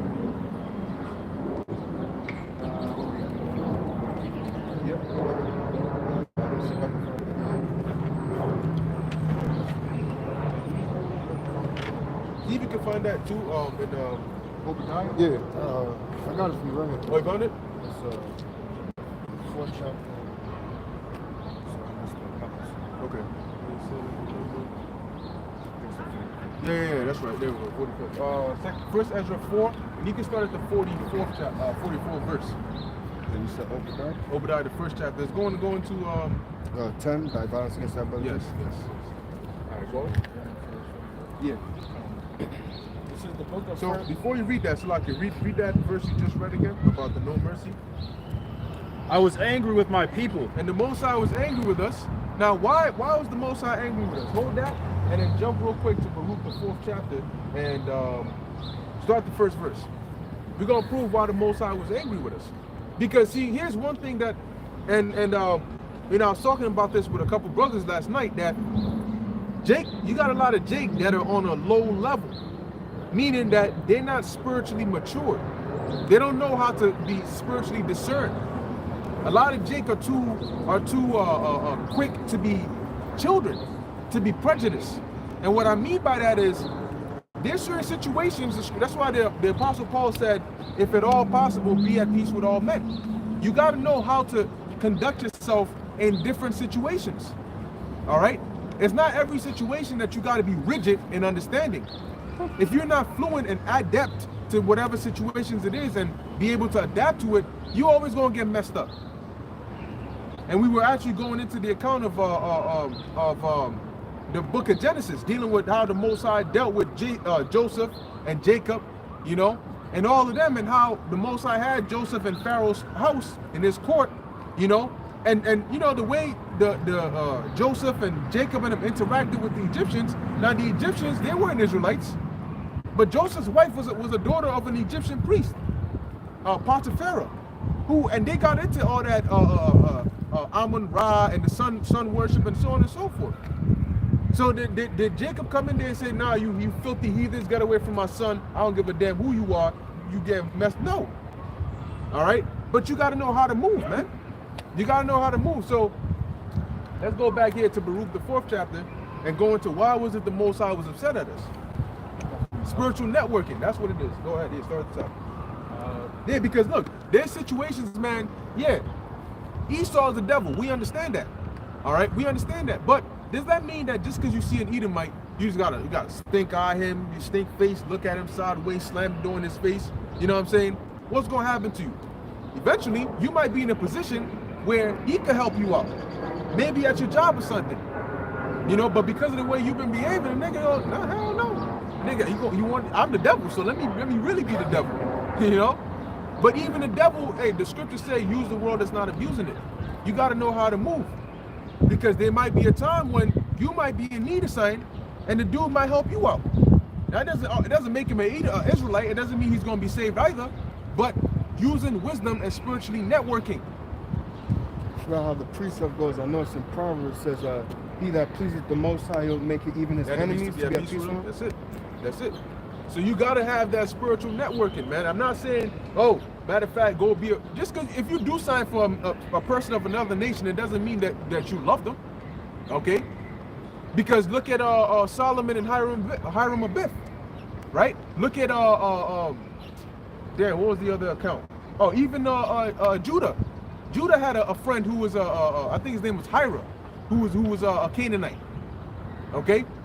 And you know, he stayed with him and so on and so forth for a while, but you just gotta know how to move. So long as you're not getting into their shit, you know, I'm hanging around, I'm dealing with this such and such, so now I'm gonna start partaking in their ways. That's what the Most High hated, us taking on their customs. Okay, but if you see a way that can benefit you, if you don't have to be a certain way, it doesn't mean just go and be an asshole to everybody. I'm an Israelite, I'm above all these nations, but I'm gonna go ahead and be an asshole to everybody just because I'm an Israelite. That's gonna come back to bite you in the ass. You gotta be humble. Now I was gonna mention even David. I believe I recently read the book of Samuel. David, when he was on the run from Saul, right, he was around I think it was the Ammonites. Yeah, exactly. You know, so hey, look, you gotta be able. It's called spiritual maturity, man. When you're children, that's like, oh, get away from me, don't touch me, you got the cooties, all that shit. But when you grow up, you know, you gotta tolerate certain people under certain conditions. You gotta move a certain kind of way. You got to think about the greater good. Is it really beneficial for me to be an a-hole to this guy? Because what happens, right? What happens if maybe I'm at work and there's a workplace incident that happens and somebody tries to frame me, and this Edomite saw what happened. Now, if I've been an a-hole to this Edomite my whole career working here, he ain't done nothing to me. Just because he's an Edomite, I'm being an a-hole to him. Guess what? You think this nigga gonna come and say, no, I witnessed it, that's not really what happened? If they call him up, he might just say that's exactly what happened. But if you just move and you do your joint, you know, dude come in, yo, can you hold that for me? Yeah, you hold it for mine, cool, whatever. You know, it's not a big deal. At the end of the day, the Lord can use that Edomite to do something for you. But once again, you know, you just got to be able to know how to move in certain conditions, man. Because remember, we are not in our position of rulership. We don't have the luxury of being able to be arrogant to everybody. You never know who the Lord might plan to use to help you out. You know, that's why it says, if it be it possible, be at peace with all men. Doesn't mean go and try to seek to be friends with them. But if you don't have to be, if conflict or hostility is not warranted, then there's no need for it. That's all. Go ahead. This is Baruch 4:1. This is the book of the commandments of Yahweh, and the law that endureth forever. So we know the law endures forever. So anybody that says the law is done away with, how do you explain this? All they that keep it shall come to life. All they that keep it shall come to life. Go ahead. But such as leave it shall die. So if you say, well, we don't got to keep the laws anymore, well, you telling your congregation that they should go off, and if they go off, they're gonna die. That's what the scripture said. Go on. Turn thee, O Jacob. So who's Jacob? Jacob represents Israel, all right, or the Israelites. So when it says turn thee, O Jacob, go ahead and take hold of it. When you said turn thee, O Jacob, he yeah, turned. Yeah, it's good, yeah. They might be Jacob. Damn, he said it again. He did it again. Damn, that's funny. Turn thee, O Jacob, and take hold of it. So take hold of what? Take hold of the scriptures. All right, go on. Walk in the presence of the light thereof. But why is it talking about Jacob? Why is not Baruch addressing this to everybody else? Why is he not saying to Jacob and to the Greeks, you know, there's no discrimination over here. Anybody, just turn and come to the word. No, why is he talking specifically to the Israelites? Go on. Walk in the presence of the light thereof. And that's what we're teaching our people to do. To walk in the presence of the scriptures.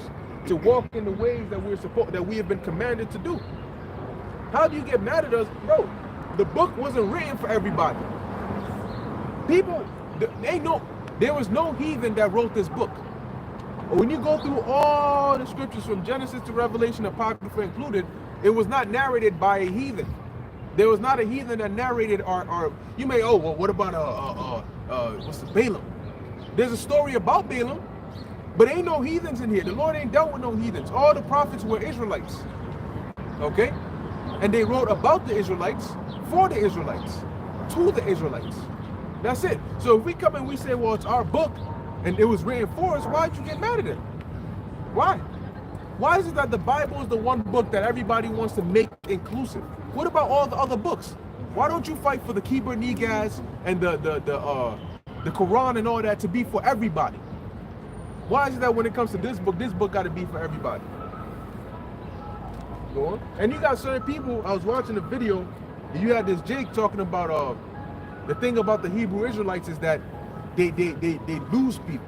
You know, they miss me because they're overly aggressive tone. You know, you can't. I ain't gonna have a conversation with you if you being aggressive. We're not here to have a conversation with you. I mean, that's just to put it frankly. Guess what? The way the Lord has designed it, the elect by default will attend to this word. All right. We're not here to have a conversation with you. Meaning, we're not here to come and tell you, and then you tell us what you think, and then no.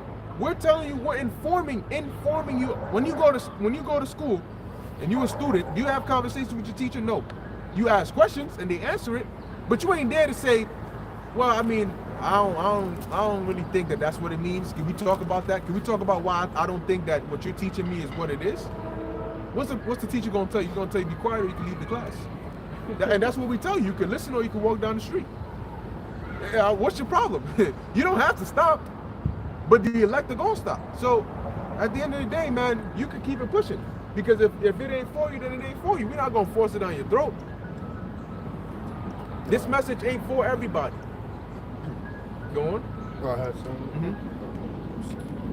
You know, it's not for everybody. That's the thing. They think we're here to get an audience. We're not here for an audience. We're just here to give out the word. Now, if it resonates in your spirit, if you hear it and it makes sense, it falls on good ground, and you can nurture it and you can receive it, then you might very well be a part of the elect. Guess what? The way we do things through the spirit has been working the way it should work. Because if it hadn't, we wouldn't be in the truth right now.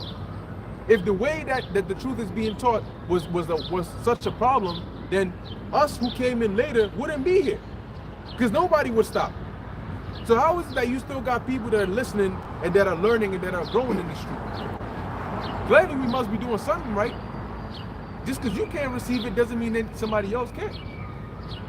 You got it. This is Matthew chapter 7 and 28. And it came to pass when Yahusha had ended these sayings, the people were astonished at his doctrine, for he taught them as one having authority and not as the scribes. So was Yahusha there to come have conversations with people? No, he taught them as one having authority, meaning the teacher. So if you come here, you either come to learn or you can walk down the street. There's a little more. When you go into that word, I believe it's authority, it's excusa. And one of the definitions, it says the power of rule or government, the power of him whose will and commands must be submitted to by others and obeyed. Oh, so imagine being taught by Yahusha, and it says he taught with authority. So he taught as one whose power and will you had to submit to. So he told you, he didn't ask you. That's why it says he was on steer. He didn't care about what your response was. He just told you what the message was.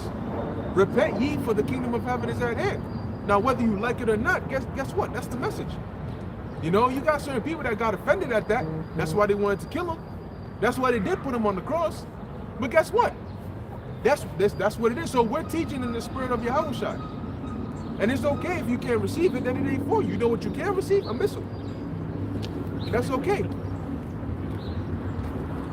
Yeah, let's keep going. Baruch 4 and 2 continuing. Walk in the presence of the light thereof, that thou mayest be illuminated. Give not thine honor to another. Because the scriptures say that in the book of Deuteronomy, I believe the 4th chapter, that this is our wisdom in the sight of the nations. So when you walk in the ways of the scriptures, you become enlightened, illuminated. Go on. And you're able to see everything. Everything. And you're able to understand, decipher, and break down everything through the spirit. Everything that goes on, you're able to understand it to an extent. All right? Give not thine honor to another. So what is our honor? The scriptures. And we're not supposed to give it to another. But that's exactly what our people want to do. Why can't the Edomites make it? And then they stop there. Well, you're not going to Moabites? You're not going to ask about the Hamites? You're not going to ask about the Ishmaelites? Why are you so hung up on the Edomites? See, Jake won't fight for anybody else but Esau. You know, when they say, oh, you got to be inclusive, they really are talking about Edomites. Because who's the number one example they use? They don't got a problem when we say Moabites ain't got a part of this, or Ammonites ain't got a part of this. The second you say Esau, then there's a problem. No, you're discriminating. Why are you not standing up for the other nations then? Aren't you discriminating? It also goes to show you that Esau is the God of this world today. That's right. So they're not fighting for nobody else. But when you talk about their God, that's when they got a problem. Right? You are of your father, the devil. That's it. And your father ain't gonna lead you anywhere good but death, because he is the son of perdition. Go ahead. Baruch 4 and 3 continuing. Give not thine honor to another, nor the things that are profitable unto thee to a strange nation. See? So a strange nation is one other than an Israelite, and what is profitable unto us are what? These ways. They profit us. I'll give you an example. Us knowing not to take the MOTB profits us. If you tell an Edomite, don't take the MOTB, listen, if he's here on the shores of America, let me put it like that, it doesn't matter whether he takes it or not, he's still going to be destroyed. If you are on the soils of America, and you are not of the elect of the nation of Israel, when the missiles fly, you're going to get burnt up. Now, the only people that have a chance at making it on a chariot, according to the scriptures, are the Israelites. Those are the only people. So it's profitable for us to know what we should and shouldn't do. But what does it really benefit another nation to know not to take the MOTB? I mean, that's what the Elamite man said months ago when he saw us down there. He said, well, if I'm not an Israelite, then I mean, does it really matter if I take it or not? Because I'm going to be destroyed anyway if I'm here, right? I said, you know what? That's a good point. You are right. So we're not supposed to give what's profitable to us to a strange nation. Go on. So why I'm saying faith leads to willing and drags them reluctant. So if we part of the 12 tribes of Israel, and if you're willing to repent, it's an easy thing. You know, you just follow the script and pray that the Lord have mercy. But if you're not part of the, you're going to get dragged along because your judgment is already written. In Psalms 149, it said to take upon them the judgment that's written. You know, because so the scriptures got to play out regardless. So like Lamentations said, rejoice and be glad, O daughter of Eden. So, you know, you a heathen, you know, live it up. But I actually, now you got to take that with a grain of salt because you got some Israelite foreigners. So an actual real Israelite in the spirit, even though he probably think he a heathen, he's not going to take that chick. And that could be the reason why, because he's an actual Israelite. Nobody in the spirit of Yahweh Shem Yahusha going to take that chick. Yeah. Go on. Baruch 4:4. O Israel, happy are we, for the things that are pleasing to Yahweh are made known unto us. There you go. And we're happy about that. And we're going to keep it that way. Go on. Be of good cheer, my people, the memorial of Israel. Ye were sold to the nations, not for your destruction, but because ye moved God to wrath. So that's the point. That's what led us here in the first place. Because we read in Isaiah 47 that the Most High said he was angry with his people. So now when he was angry with us, what did he do? He sold us to the nations. Why? Because we moved them to wrath. Now where you at?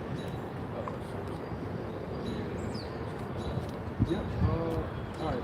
So we going down to about the 9th verse. Because it says we provoked them to wrath. Go ahead. Ye were delivered unto the enemies, for ye provoked him that made you by sacrificing unto devils. So that's how we provoke the Most High to anger. By sacrificing unto devils. By following the ways of the heathens. By following in the ways that weren't taught to us. The ways that are contrary to the ways of Yahweh Ba'ashem Yahushua. And our people actually did do that. They did sacrifice their children and pass them through the fire as fire sacrifices to Molech. Okay? Committed all forms of wicked blood sacrifices and all manner of things. Baking cakes to the Queen of Heaven, weeping for Tammuz, worshiping other gods, idols. Our people did all of that, and that provoked the Most High to anger. All right? Go ahead. For ye provoked him that made you by sacrificing unto devils and not to God. And not to him. So we ain't sacrificed. Instead of sacrificing to the Lord, we sacrificed unto others. That's like you got a woman, and instead of her giving it up to you, she giving it up to other people. What? How does that work? You can pause right there. So now let's go back to Isaiah 47. Let's read that again. Isaiah 47:6. I was angry with my people. I have polluted my inheritance. So now you see why. And you see how. He was angry with us because we sacrificed unto devils and not unto him. And he polluted us by selling us to the nations. And where we were scattered amongst those nations, we became like those nations. And those nations are polluted, therefore they polluted us. Go ahead. And given them into your hand, you did show them no mercy. So he's speaking to the Edomites, and he's saying that we were given into their hand. So he put that's why they're over us. All right? And the Edomites didn't show us no mercy. Go ahead. Deuteronomy 9:14. Let me alone that I may destroy them and blot out their name from under heaven, and I will make of you a nation mightier and greater than they. And that's Moses. That's the Most High speaking to Moses, and what the Lord is basically saying is that He could have made another nation greater than us. He didn't have to choose us, but because the Lord is a man of His word, He decided to keep His promise. So and the Most High is not playing when He's angry with you. Even when we repent, we need to still be careful because we're not promised forgiveness. Right.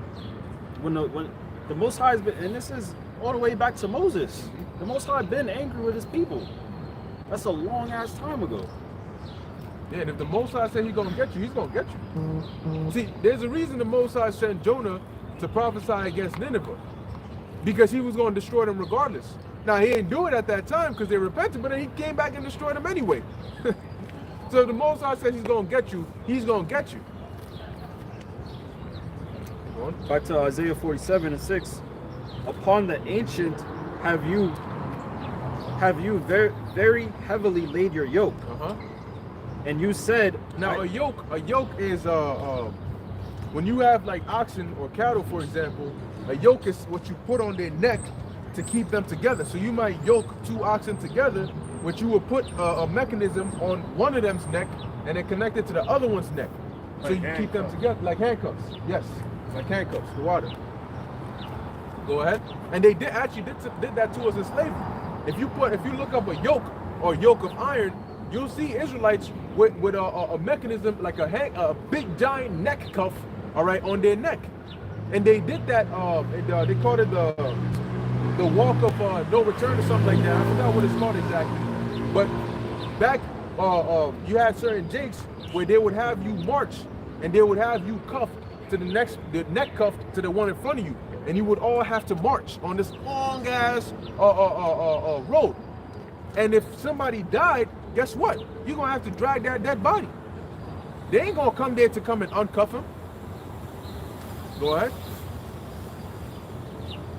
And you said, I shall be a lady forever.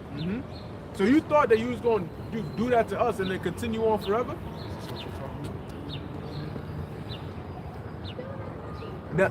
Oh yeah. That's a good one too. That's a good one too. If they can see the change. Yeah, hold on, let me see if I make it. Go on. So that you did not lay these things to your heart. See, so they thought, pursuant to Psalms 49 and 11, they thought that they were going to continue forever. There ain't nobody going to take them down. So because of that, when they had us in captivity, when they had us in slavery, they never once thought, yo, putting them in slavery, that might come back to us. They never once thought that. So because they thought that what? They're going to be a lady forever. But there's a judge up there. There's a judge greater than you, Esau. Go on. Neither did remember the latter end of it. So you didn't consider what happens when I put a nation in captivity, pursuant to Revelation 13 and 9. What happens when I slay somebody, pursuant to Revelation 13 and 9? He that leadeth into captivity must go into captivity. He that killeth with the sword must be killed with the sword. So when you were doing the killing and the leading, you ain't thought about the going into captivity and the being killed. Go on. Therefore, hear now this. You that are given to pleasures that dwell carelessly, that say in your heart, I am, and none else beside me. And that's the pride of these devils. I shall not sit as a widow, neither shall I know the loss of children. So they believe that whatever their enterprise, their NWO, their power, their agenda is going to continue on and on and on, and they ain't never going to have to have the experience of loss. All right? And that's why they think they can come out here, they could cause this economic chaos and whatnot, and then they could just spring up their NWO right from it and then just continue. That's it. They're just going to continue to rule, and everybody else is going to be tech slaves, and they're going to be the tech gods. That's it. And they just live happily ever after for all the rest of eternity through their technological immortality. But these two things shall come to you in a moment, in one day, the loss of children and widowhood. So the Most High says he's going to hit you with all of it at once. Go on. That's why it's going to be a time like never before. They shall come upon you in their perfection. So the calamities the Lord is going to bring is going to come upon you in their perfection, meaning at famine at its highest peak. All right, the worst famine in all of existence. Famine at its perfection is unlike anything that anybody has ever seen or experienced. That's what's going to come upon this place. Plagues, all right, diseases, death, destruction, all of them in their perfection are going to hit this place. For the multitude of your sorceries, and for the great abundance of your enchantments. And everything they do here are enchantments and sorceries. And the reason you don't know about it is because it's working. The tell-lie vision, the tell lies to your vision is a big example of their enchantments and sorceries. Because that's how you got everybody walking around with masks on their face. That's sorceries and enchantments. They put a spell on you. To get you to believe something that doesn't exist, that it exists, and to go this hard for it, they put enchantments on you through the music, all right, through the TV shows, through the media, through the news articles and all of that. They're constantly casting enchantments on you. Hypnosis. That's right. That's why I said hard times to wake out of sleep. And that Greek word for sleep there is hypnos. showing you like you're not actually asleep, but that hypnotic type witchcraft, dreamy facade type world. Right. Esau got our people. Right. Yeah. And that's why all these things could go on in the world and they act like it's normal. Because they've been hypnotized. Also, that poison they put in you is putting you in a further state of hypnosis. I saw a video where it was a guy who was commenting basically what has happened to him since he took the poison. It was on a forum, and he was basically asking for help. He's like, look, I took the poison, I took my second thing, and I feel like I've lost all my connection to spirituality. And he's like, yo, he said, I knew there was a feeling I had before I took the second one that I really didn't want to take it, but I took it because of my mom. And the Lord said, if you choose your mom or your father or your brother, whoever, you're gonna be held accountable for that. That's right. He said when he took that second thing for his mom, he really didn't want to take it. So not only now I don't know if this man could be a Jake, he could be a Edomite, whoever he is. Not only did he take it against the Most High's will, he took it against his own will as well. To what? What is it? Seeking love, trimming your ways to seek love from his mother. And then he said, now he has no connection. He said the only reason he's aware that he has no connection to spirituality any longer is because he used to live in that life and he no longer has any motivation or nothing in his spirit to connect him to it. He said he feels like he's just like a being on this planet, empty, like an empty vessel. He said he doesn't feel like a spark in anything. The food don't taste good no more. Nothing even like excites him. He almost feels emotionless. Right. So how could I reverse this? You cannot reverse this. Unless through the Lord allows a prophet of some sort to heal you. Or the Lord somehow brings you back. But for the most part, you can consider you gotta drink of that cup when you take the mark. Yeah. So don't even count on reversing shit. This is deadly serious. Can you imagine waking up one day and you have no connection to the Lord? Man, you just feel cut off, and you know in your spirit you're cut off. Like Saul. That is, I can't even imagine it. I don't want to imagine it. Yep. He goes on to say, he said, I live with my mom, I probably would have been homeless, and these are all the things I was thinking of when I took this. He's saying, now that I'm here at this point, I would rather have been homeless. So when brothers tell you you better off being out on the street, or these are the things that we got to go through during our persecution, or whatever the case may be, take that seriously. Take heed. It is better to be homeless, without food, whatever the case is. The Lord will provide for you however he sees fit. It's deadly serious what's going on in the world right now, man. That's right. Yeah, because that drug is gonna mess you up, man. That's not a healing drug. And you know what? It's good that you mentioned that, because that's the third account that I've heard. One was when they were testing the drug. There was a woman that she said she took it, and she said, I can't feel God. They killed God. I can't feel God. And then the other one, you had like the elders always mention, an individual from the IUIC who went and took the drug, and he said he felt his faith leave him. Now you just mentioned this individual who's saying it, so it only makes sense that they want faithless beings that they can now put that charagma inside of you, and you're just like a robot, like a human robot, and you just do as you're told, because you have no other. See, faith is an actual feeling. Faith, you feel faith, you know, and their whole goal is to take sever that connection that you have with the spiritual realm. When you pray, what did the scripture say? Praying in faith, not being mixed with faith. Faith without works is dead. You need to have faith, which is your connection to the Most High. All right. You may have a wire, right, that connects to your outlet.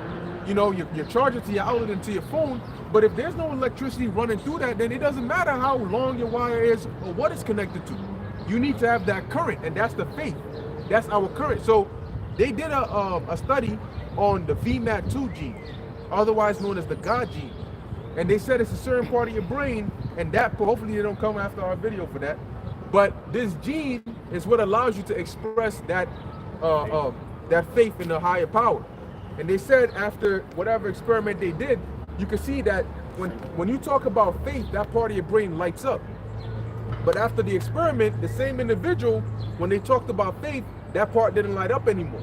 And they said that instead of experiencing that zeal and that drive to go do something, they actually felt disgust.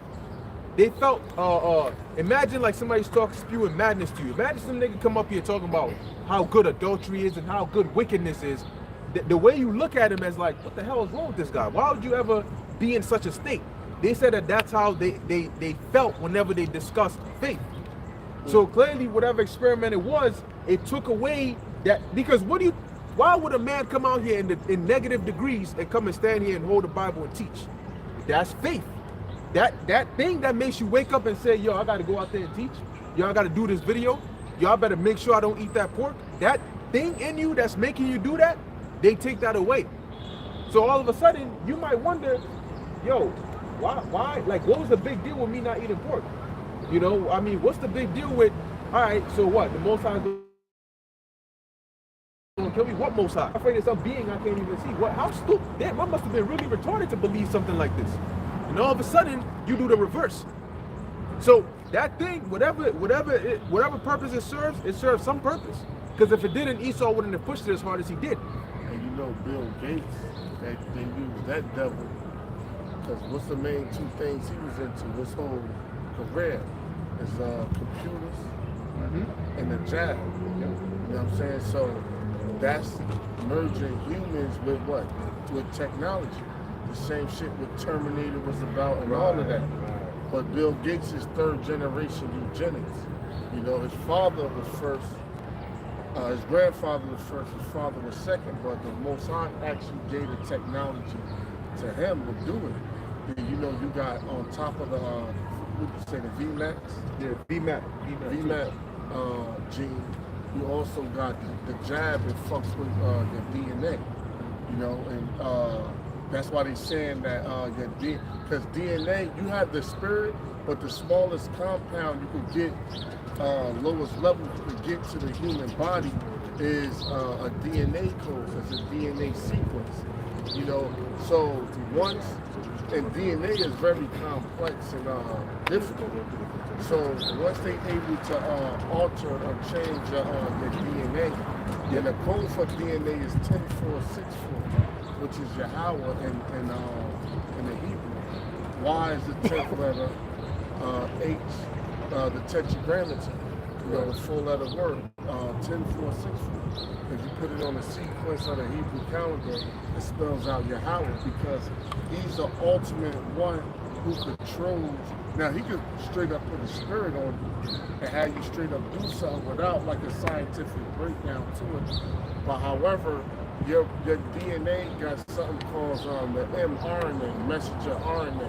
So basically, if you got a cut on your arm will send your DNA will send your mRNA out to go fix that cut, and it send a specific sequenced code to fix that cut. So it's like your body, your nerves, your neurons, they all deal with like coded sequences and patterns and numbers to go fix a cut, to grow your hair back, to grow your nails back, or the stress signals, the lower stress signals, the raised stress signals, awareness, all of that. A lot of that is controlled through your the DNA.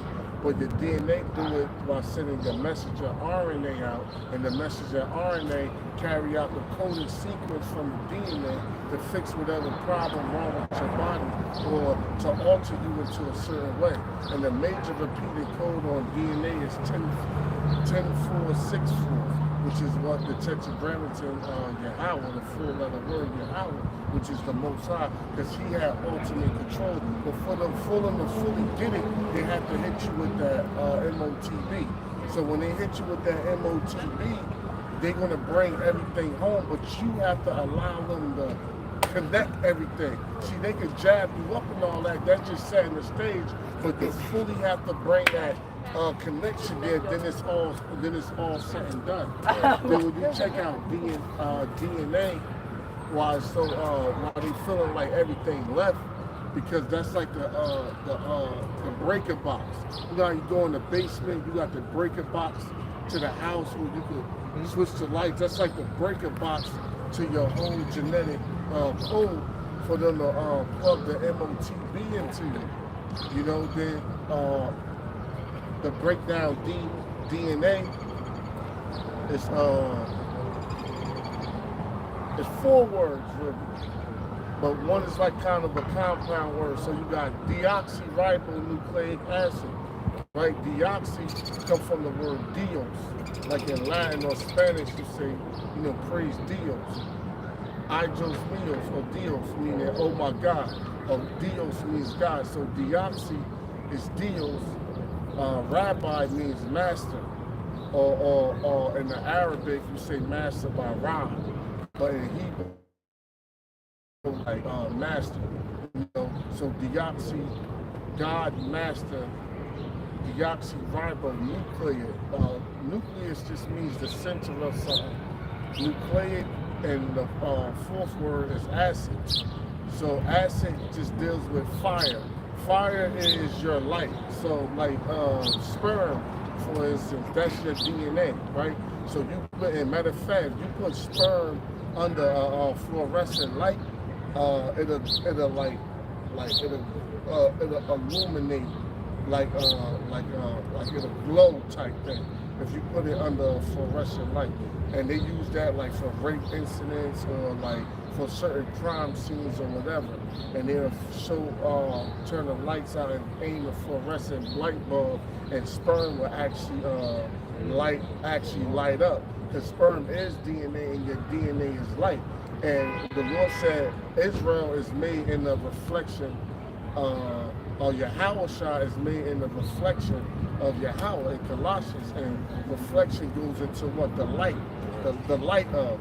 And the elect men is made in the reflection, the light of Yahusha, you know. And our woman is supposed to be made in a light. They're supposed to be a reflection of us. And by us putting our DNA inside of them, we put our vibration on them, and we basically, a woman is like a blank disc. And when we have sex with them and put our DNA inside them, we basically uploading our program onto them and giving them part of our light, our likeness. You know what I mean? That's why I said, let your light shine before men.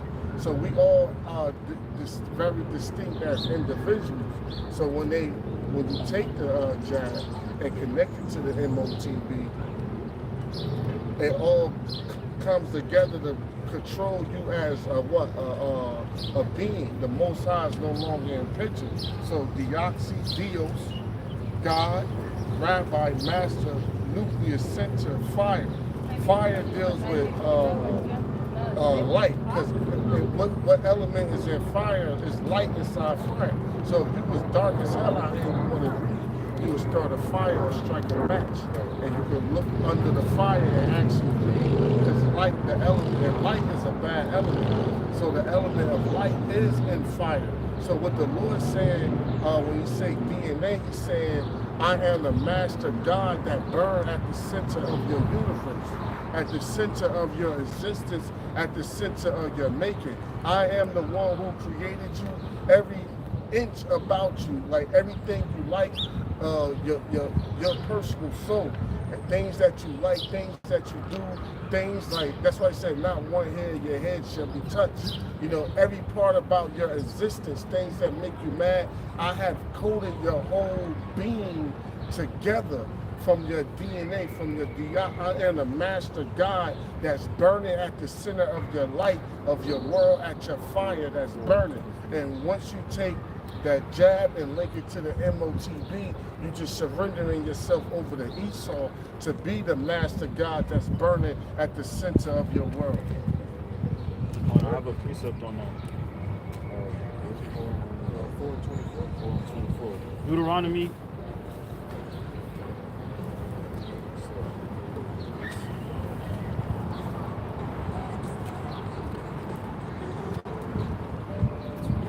Deuteronomy 4:24.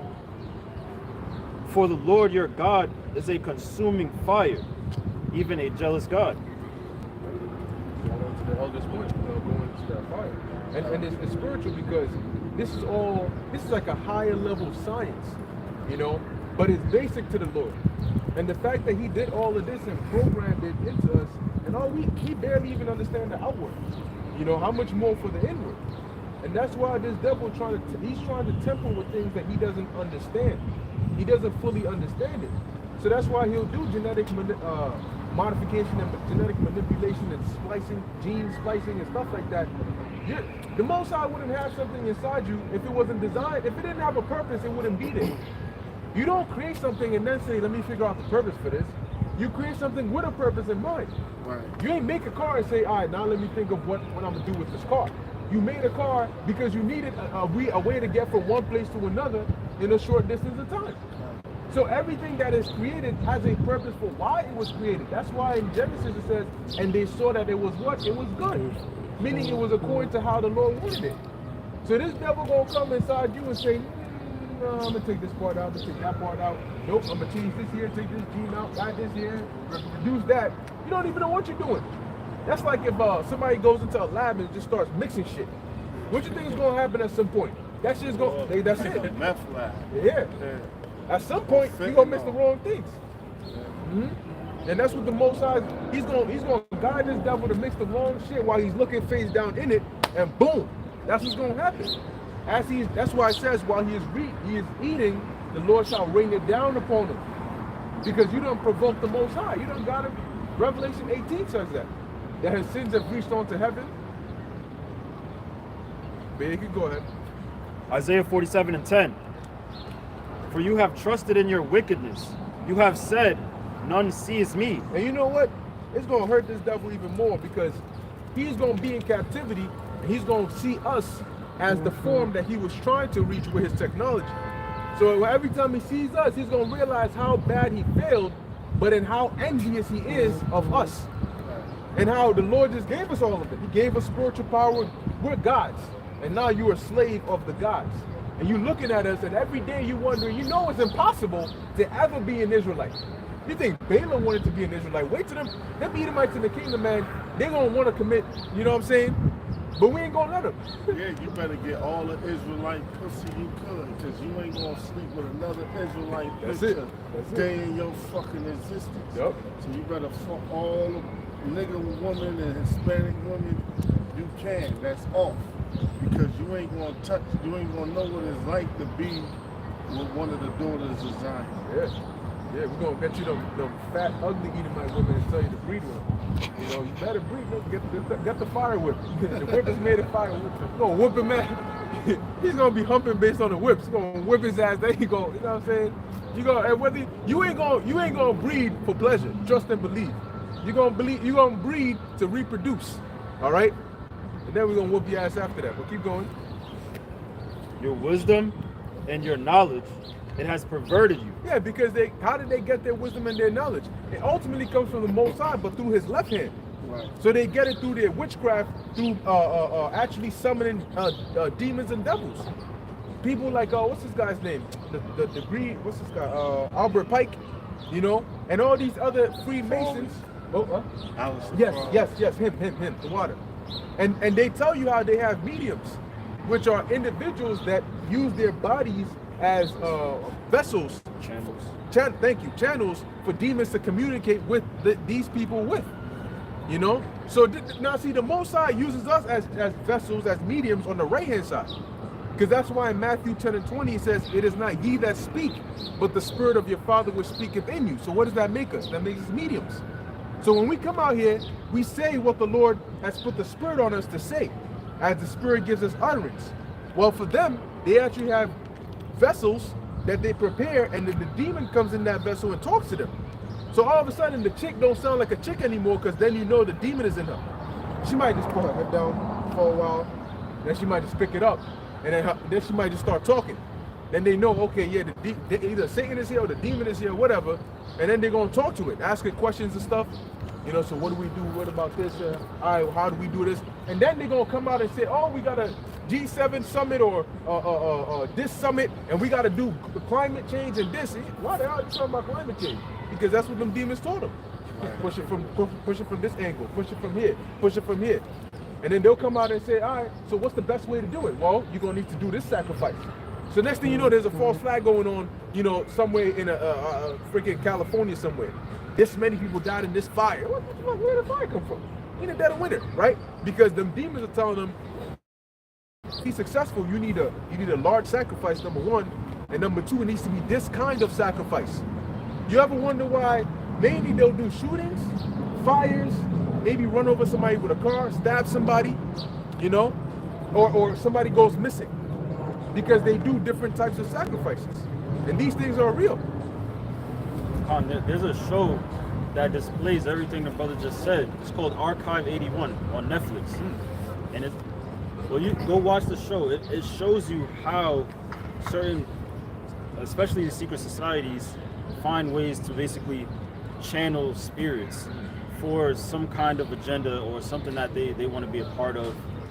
And in this show specifically, it was more so because this man was obsessed with power.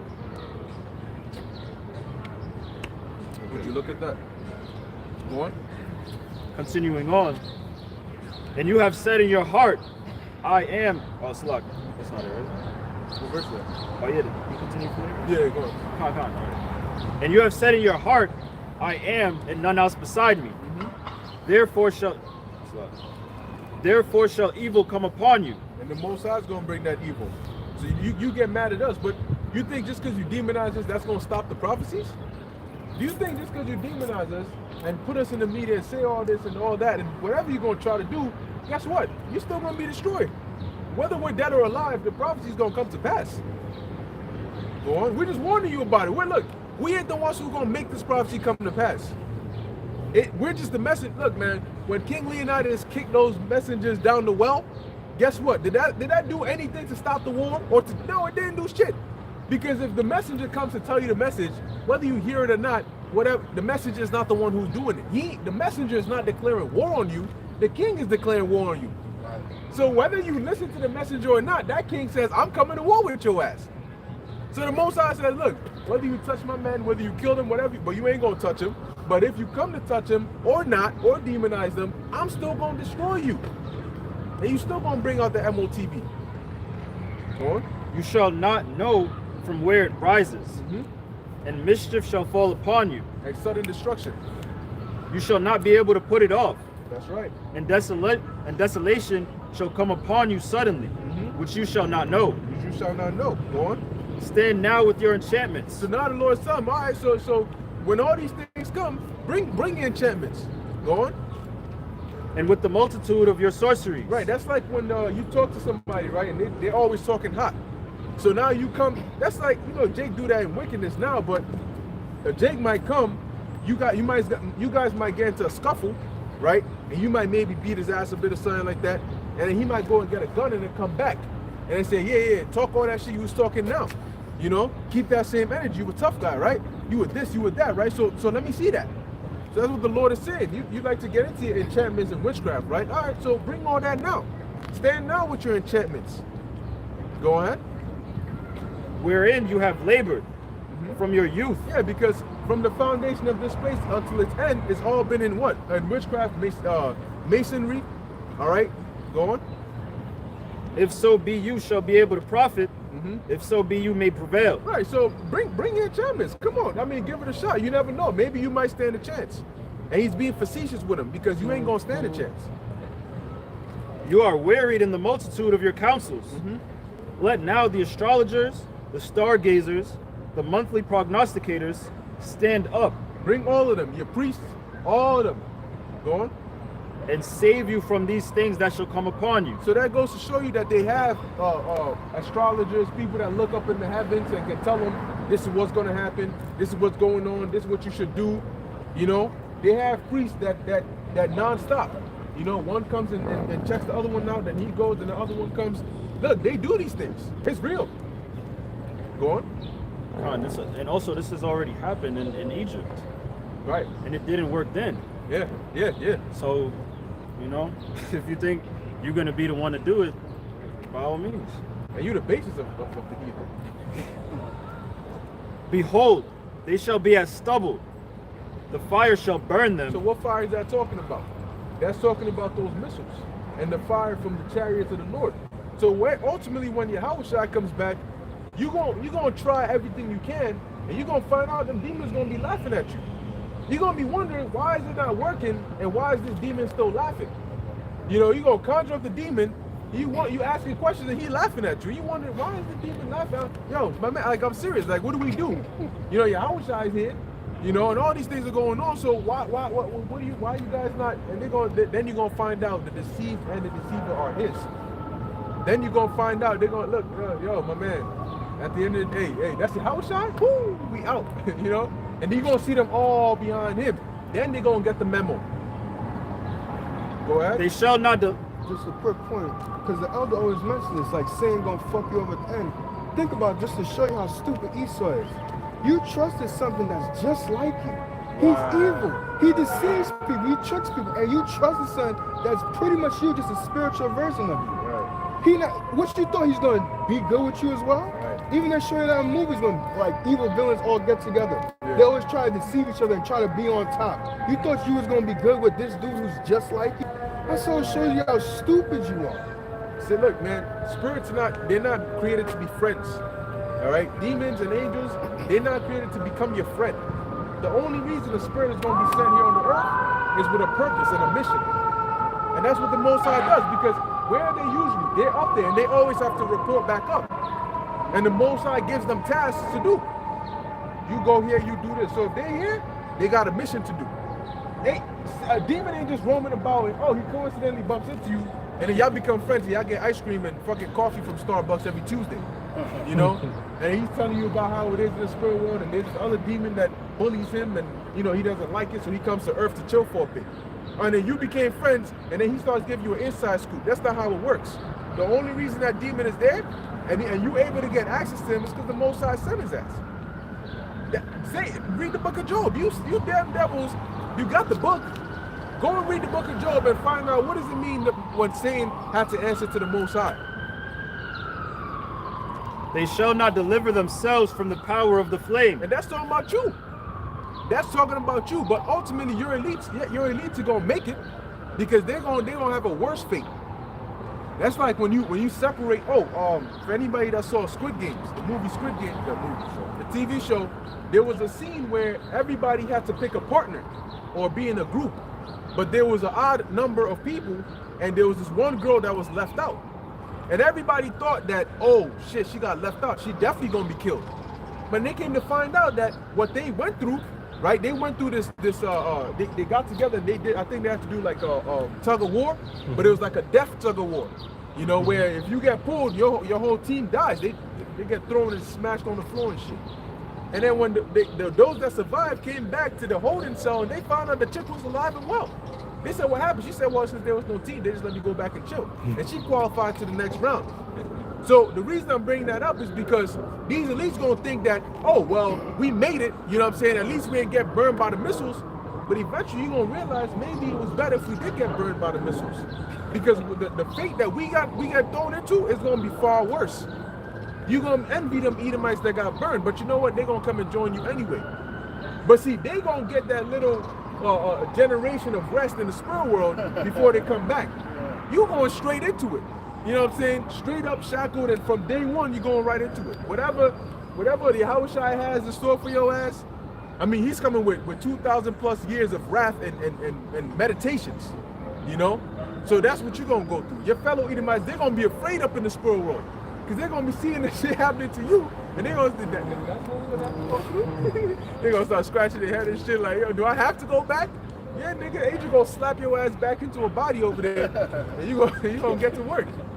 So y'all go. What's his name? David Rockefeller. Your buddy David Rockefeller. He's trembling up in the spirit world because he's afraid. He knows what's coming, and he knows he's gonna have to come back and join y'all. So he's afraid. And if he could come back here, David Rockefeller is like the rich man in the parable the Lord gave of Lazarus and the rich man. He's hoping he could come back and tell you niggas, repent. I know you can't, but just try it anyway. Because, look, if you find out what's going on, what they plan to do to you guys, man, I'm scared as shit. And I'm in the spirit world. You know, so hey, it ain't good, man. He also probably up there seeing sand come back after the sea. Right. It's like this Robert fucking Kennedy nigga. dropped something. He was like, man, all these years we've been mean to black people. What if we find out that Jesus was black? And that was like that kind of like puzzle. Yeah, That's why they was killing motherfucking kids. They was like going against the grain. They gonna find out. They gonna, like you said, Zay gonna come up there. He gonna smirk and look at this nigga. You was doing this shit? He's gonna look at him. He's gonna start trembling. He's like, oh. That means, see, David Rockefeller knows that you Edomites' agenda is not gonna pass. He knows that. He's in the spirit world, and he knows that what you guys are doing, you only gonna end yourself up in captivity, and he's gonna have to come and join y'all. So he's already preparing himself up there. Also to add, these elites, they have like, to us, an unimaginable level of wealth. Like, we don't even, they go to places on this planet that we don't even know exist. That's the type of wealth they have.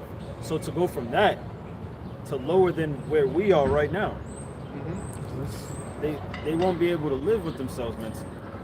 Like, I think it was the French Revolution, the king he became a prisoner. But from him going from the status of a king to a prisoner, he killed himself. Could've.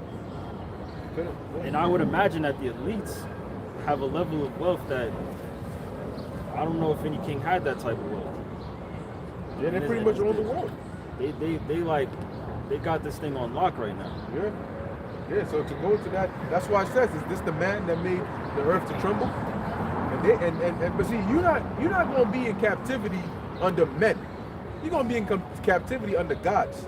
Do you know what we're gonna be able to meditate and make possible on you? What kind of things, what kind of punishments we're gonna be able to think about? You know, you have different tribes and different communities that have different forms of punishment. And you hear some of those and they're horrific as shit. In the TV show Vikings, there's one called, I think, the Blood Eagle or something like that, where they actually they tie your hands up and you on your knees, and they either use like two sharp objects like cleavers, and they cut your back open, and then they pry it open to make it look like wings. You know what I'm saying? And then like they like hook onto your rib cage and they just hang you by it. You know, and you hang that way till you die. Yeah. That was some shit. Yeah. And the dude when they told him that was gonna be his punishment, the nigga trying to drown himself. And they saved his ass and brought him back. And he said, no, nigga, you won't die this kind of way. That reminds me of one story, because they got the Greek story with, what's his name? Prometheus.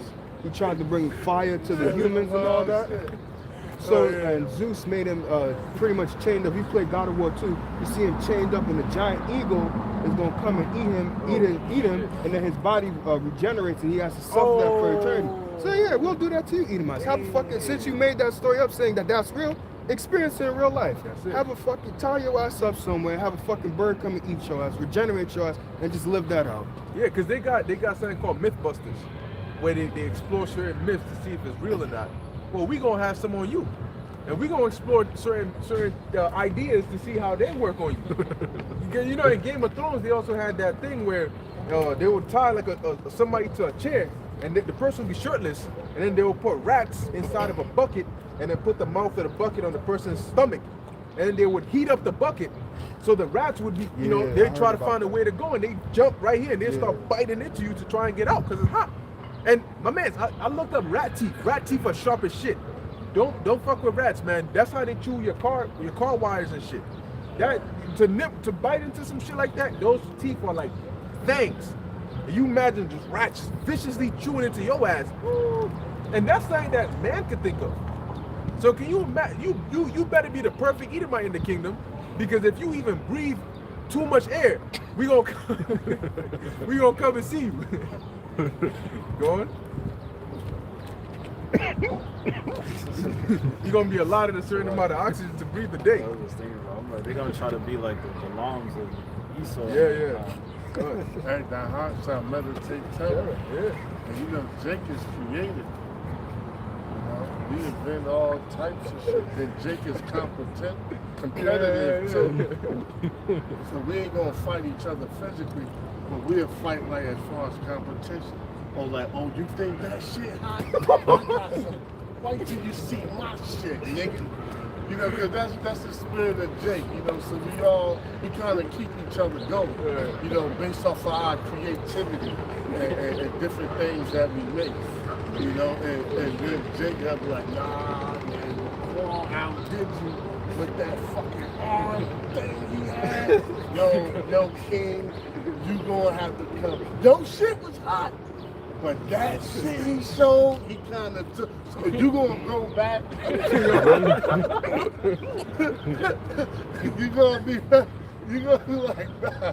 You know, that brother got that off. But I'm come check me next week. I got some fire shit in that.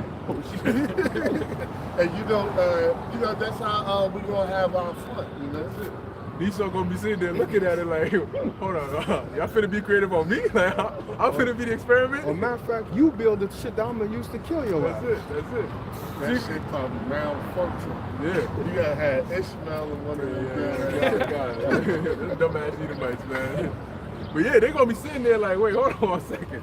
Wait, so hold on. They have the competition at our expense, you know? Because now the nigga gonna hear it on one plantation, and they gonna tell the other one, yo, y'all better run, because the master coming with some other shit. He trying to outdo. They're gonna hear that you did what you did. Right, yeah. Oh, now he got something better crazy than that. They gonna try to run.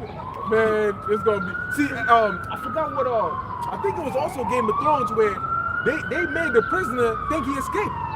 He let him run. Yo, matter of fact, that shit was so sinister. Little skinny dude with the dog. Yes. Man, that dude was so sinister. Oh my lord. He completely broke. What's my man's name? Reek. He's not my man, but Reek. He called him. His new name became Reek, but I forgot what his original name was. But this dude got a little bit of taste of power, and he got drunk off that. He started going off, doing all this shit. So signing back, man, this dude got captured. And he got tortured. I mean, they were like pulling like his fucking fingernails and shit, and he was just getting hurt. And then the guy that captured him acted like he came to help him escape. So he said, yo, come. You know, the master's not here, come. He unhooked them and everything. They running in the forest and shit. And then they gonna get him on the floor. He's gonna be like, he started laughing and shit. He's like, what's going on? He come to find out the person helping him escape is the one who they supposed to be escaping from. So he brought his ass back and hung him right back and said, so you try to escape? You really try to escape? You ain't even try to stay here? And he literally broke the nigga, bro. I mean, for the majority of the show, the dude's name was Reek. That he called himself Reek. He feared. I mean, he just feared. When his sister tried to come and save him, he was like, no. Yeah, I'm Reek. That's Jake, though. Nigga ran into the dog cage. Yes. That's exactly what it is. Mm-hmm. He ran back into the dog cage. Yo, but anyway, that's the fear that he had. Because of what he had gone through, he was so traumatized and messed up. But see, we ain't just gonna kill Edomites because they're gonna have work to do. We're gonna have punishments, but they're gonna have a lot of work to do because they still gonna have to build. You're gonna build up a kingdom that has never been seen before. You know how much work it's gonna take? And we're constantly building upon building. And our shit ain't made out of like bullshit materials. Right. You know, we gonna have, like, shit gotta be mine. You know what I'm saying? Like, you gotta get the opal. You gotta get the amethyst. You gotta get the jasper stone. You gotta get the gold, the silver. Melt that shit down. Harden it. Put it in the car. Make this cold. Cool it off. Make the Yah. Make the Ha. Make the Shah. Make the Yahusha. Let it steam off. Polish it. Make sure the letters fit. Oh, the eye is too big. Melt it back down. Melt it back down. Yeah, because Jake is gonna be like, that's like if you give somebody like, yo, you live for eternity, so time don't affect you. So you like, yo, on the lower scale, you like, I'm gonna give you 100 acres of land. here's $100 million, or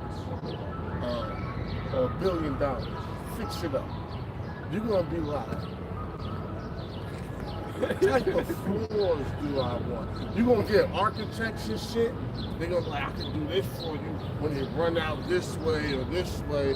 But then when you actually build it, you're gonna be like, nah, I don't like that shit.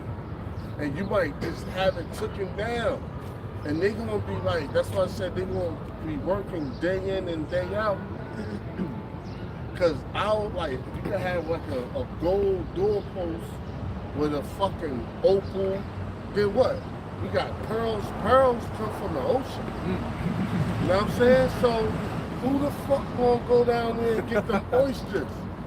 Now, in particular, South Sea pearls, the golden ones, they're the ones I love the most. The golden ones, they in the bottom of Australia. The Australia waters is full of great whites. So we and you gotta go down there like yo man, or you might be inspired by a brother like yo, the pearls on this shit look nice. You know, pearls represent the word of the Lord. You know, cast out thy pearls before a swan, or the pearl that was hidden, and he so bought the land to find that hidden pearl, which also represent the kingdom. So you could be like, oh man, I like the way the pearls go with that jasper over that gold. But shit, man, I ain't got no pearls. You like, yo, take some. Yeah, I went to the bottom of the ocean of fucking Antarctica, because certain oceans may produce some exclusive shit. Yo, the oysters from Antarctica, man, they deep down. Like, and you got like we ain't gonna be doing that shit. You gonna probably go there with your boat and shit. Oh, like, yo, jump, go get. You know what I'm saying? Might be polar bears and shit down there. They coming back, swimming back up. A shark on his ass. Like, throw the pearls, like, throw the pearls. They probably getting ate up and shit. Like, oh, he ain't make it. But he bagged up like 1,000 of them shits. But the bag fell back to the bottom of the ocean. Nah, say he got them shits and swimming up. But the great white ripped his ass, right? But the bag is still there. But you gotta go back and get the bag. You know? Like, yo, don't hurt my mom. Don't hurt the motherfucking animal. You can use whatever cleverness you want, but you can't fuck the animals. They try to fuck you up. You don't get no smiles and no shit like that. The animal's gonna be like a great white shark, run about 20 feet. And they like 7 feet wide. But that's here. So in the kingdom, these shits probably be like 30, 40, from like here to across the street. Like big as hell. Like, you know, and they're gonna have different sizes, the opals, the different sea creatures, the Lord released different predators. And I mean, you're gonna have to go down there and get those pearls. You're gonna have to go in those mines. You gonna have to mine them fucking gold, and the mines be hot as fuck, man. Hot as fuck. You gonna have to go to different oceans to get different treasures and shit like that. Common trees. And that, you know what? That's like hella work, because we gonna want these things, and the Lord said He gonna give these things in abundance. You know? So all that gotta be built up. You gotta have plenty of slaves to do that and put their ass in overdrive. So it's gonna be a balance on how, like, you ain't just gonna kill all your slaves. It's gonna be a balance. You know, but we're gonna be getting vengeance. We're gonna be building shit. You gonna want different trees here. You might want to move this tree over here. You know how fucking heavy a tree is? Like, yo, if it's like a cherry blossom tree or some shit, you're like, yo, I want this over there where the amethyst and the gold is reflecting off of the water. Like, dig this tree up, and I want like 70 of you eating, you're gonna have the perfect number to where it's heavy as hell for them, but it's enough for them to do it. But it's hard as fuck to do it. Yeah, I wonder about like 40 of you Edomites to move this tree on the other side, because you're going to have land. You're going to have fucking land. You know, but I want this shit like over there somewhere. Because now Esau, now you got houses and you got something called an estate, right? On this side, and the estate is something that's like, you got a house, you might got a tennis court over there, you might got a swimming pool over here, deep in the back you got a basketball court. That's what you call an estate. And that's what Esau got on this side. We're gonna have big ass estates. Like Esau in slavery, like Django, they had Candyland. They took a minute to walk through that shit to get to the house. They was mobbing through that shit for a while before they actually walked up on the crib. Like that shit was probably like down near the bottom of fucking Manhattan from up here. You know what I mean? Like, yo, down there, you be like, damn, I ain't been back there in a minute. So like you gonna have, like the Lord gonna give us land. That's why he gonna have to open up the other planets after a while, because we're gonna be like, damn, I gave you this land, but it's a lot of y'all. Give up some of your shit to him. No, he gonna open up other planets, other universes, like that's you. You know what I'm saying? You know?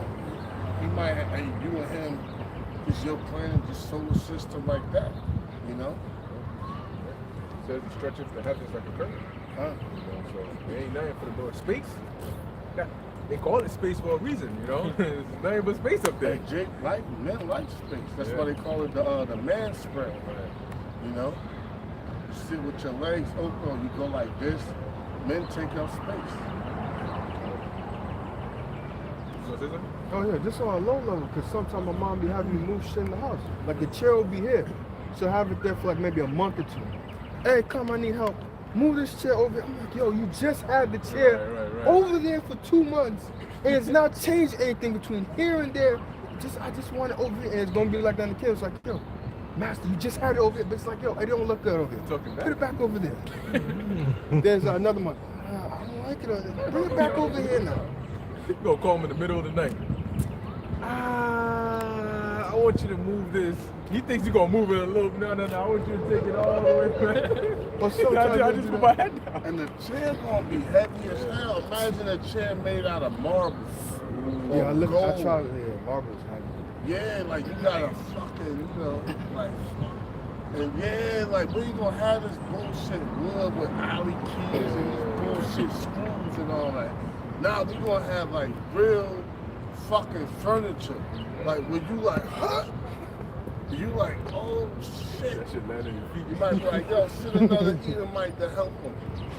You know what I'm saying?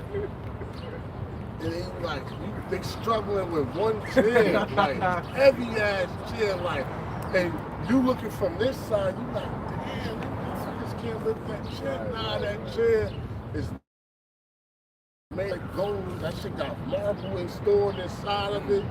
You know what I mean? The cushion fuck around and be heavy. That you sit on type shit, but it's comfortable. But you like, God damn, that's a heavy ass chair. Cause things we gonna have gonna be of a substance. Yeah. Yeah, I remember there's a show, Dragon Ball Z, and there was one of the characters, his name is Piccolo, and you know he usually wears like this turban looking thing, and he wears like, you know, this like a cloak / mantle type job. Yeah, look like a garment. And you know, people thinking, yeah, you know, Piccolo. And when he got serious, he took the joint off, and he took the garment off. This shit damn near made a fucking crater in the earth when it dropped. And it was like, oh, that's the weight of your clothes. Like this thing been moving around, jumping this shit, like, you know what I'm saying, with some heavy ass, damn near. This shit is making it. It's like if you dropped it and it cracked into the earth. You know what I'm saying? So that's related, like the elder said. For us, it's normal weight, but for them, they're not like us. So they gonna try to, you know what I'm saying, pick up our chair. For us, it's something light, and we're gonna have spiritual power, but we ain't gonna do it. We're gonna tell you to do it. You know, so they're gonna be like trying to lift the shit, you know, asking for help. We're gonna tell them, nigga, it's late, you better keep it down. Fuck around, let that shit smash your toes. Yeah, oh man, you drop some marble on your feet, it's a wrap. You doing the Tom shit scream. Ah, Oh, that yeah. shit. You better keep it down, because I'm trying to sleep. Man, y'all gonna be, because see, you may think, oh, we just go, no, there's things worse than just putting you to death. Why? We need you to work for us, right? But it's just the labor you're gonna do is gonna involve, it's not gonna be just, oh, I went to work. See, today we go to work, but you can do your job. You're gonna dread waking up every morning. For however few hours you get rest, you better wake up looking rejuvenated. Don't come late, don't come tired, come ready to work. And if die if need be. But it's all right, because you'll come right back. See, that's the painful part about 1,000 years of captivity is you keep coming back. You keep coming back. You keep coming back. You ain't gonna escape it. Yeah. And you're gonna wish that the extermination was the next day. The day's gonna be long, man. Oh yeah. The day's gonna be long, man. And like being innovative, creating something and building something up from scratch is like it's everything, man. You know, just like taking an old ass project car that's gonna look like shit, you know, 64 Impala or something, and you bring it back to looking spiffy. You know, but every step of the way you add and you see it come to life, you get proud of yourself. So how much more the kingdom? You taking an empty earth with all these resources and it's like, yo, make it look fly. You know what I'm saying? The Lord like, all right, let's put the lands up, get y'all got a portion, make it look fly. And another thing, that's how you know we need our new bodies. Because the Lord put these fucking heavy ass crowns on these bodies. Your ass fuck around and tip over. Yeah. You know, if we take these shitty bodies to graduation day, you know what I mean? You be like, yo, I got your crown for you. You know what I mean? Yeah, it's sitting on your head. You be like, face fall. your fucking neck might snap like. Or you be like tied and bound for like 2 minutes of that shit on your head, like, God damn, this shit nice. I want to take it off. Thank you. But this shit hurt. You know, you're gonna need that new body to get in order to get crowned. Yep. Go ahead, finish off on that. Continue in Isaiah 48 and 14, 47 and 14. There shall not be a coal to warm at, nor fire to sit before it. Thus shall they be to you with whom you have labored, even your merchants from your youth. They shall wander every one to his quarter. None shall save you. Yeah, because everybody's gonna flee out this place when the destruction comes. Ain't nobody gonna try to stand and fight for this place. Go ahead. Oh, that was it on that? All right. Now finish it off with this in Isaiah. Because what we just read, and it's gonna happen exactly as he said it. Go on. Isaiah 55 and 11. So shall my word be that goeth forth out of my mouth. So the Lord says, so shall my word be that goeth forth out of my mouth. Go on. It shall not return unto me void. It shall not return unto me void. Meaning, whatever the Lord has pronounced out of his mouth, which we have in scripture form, is going to be fulfilled. Go ahead. But it shall accomplish that which I please, and it shall prosper in the thing whereto I sent it. There you go. So what are some things? Well, this place being destroyed. That's the Lord has said that. So that there's no way that that's not going to happen. That's going to happen.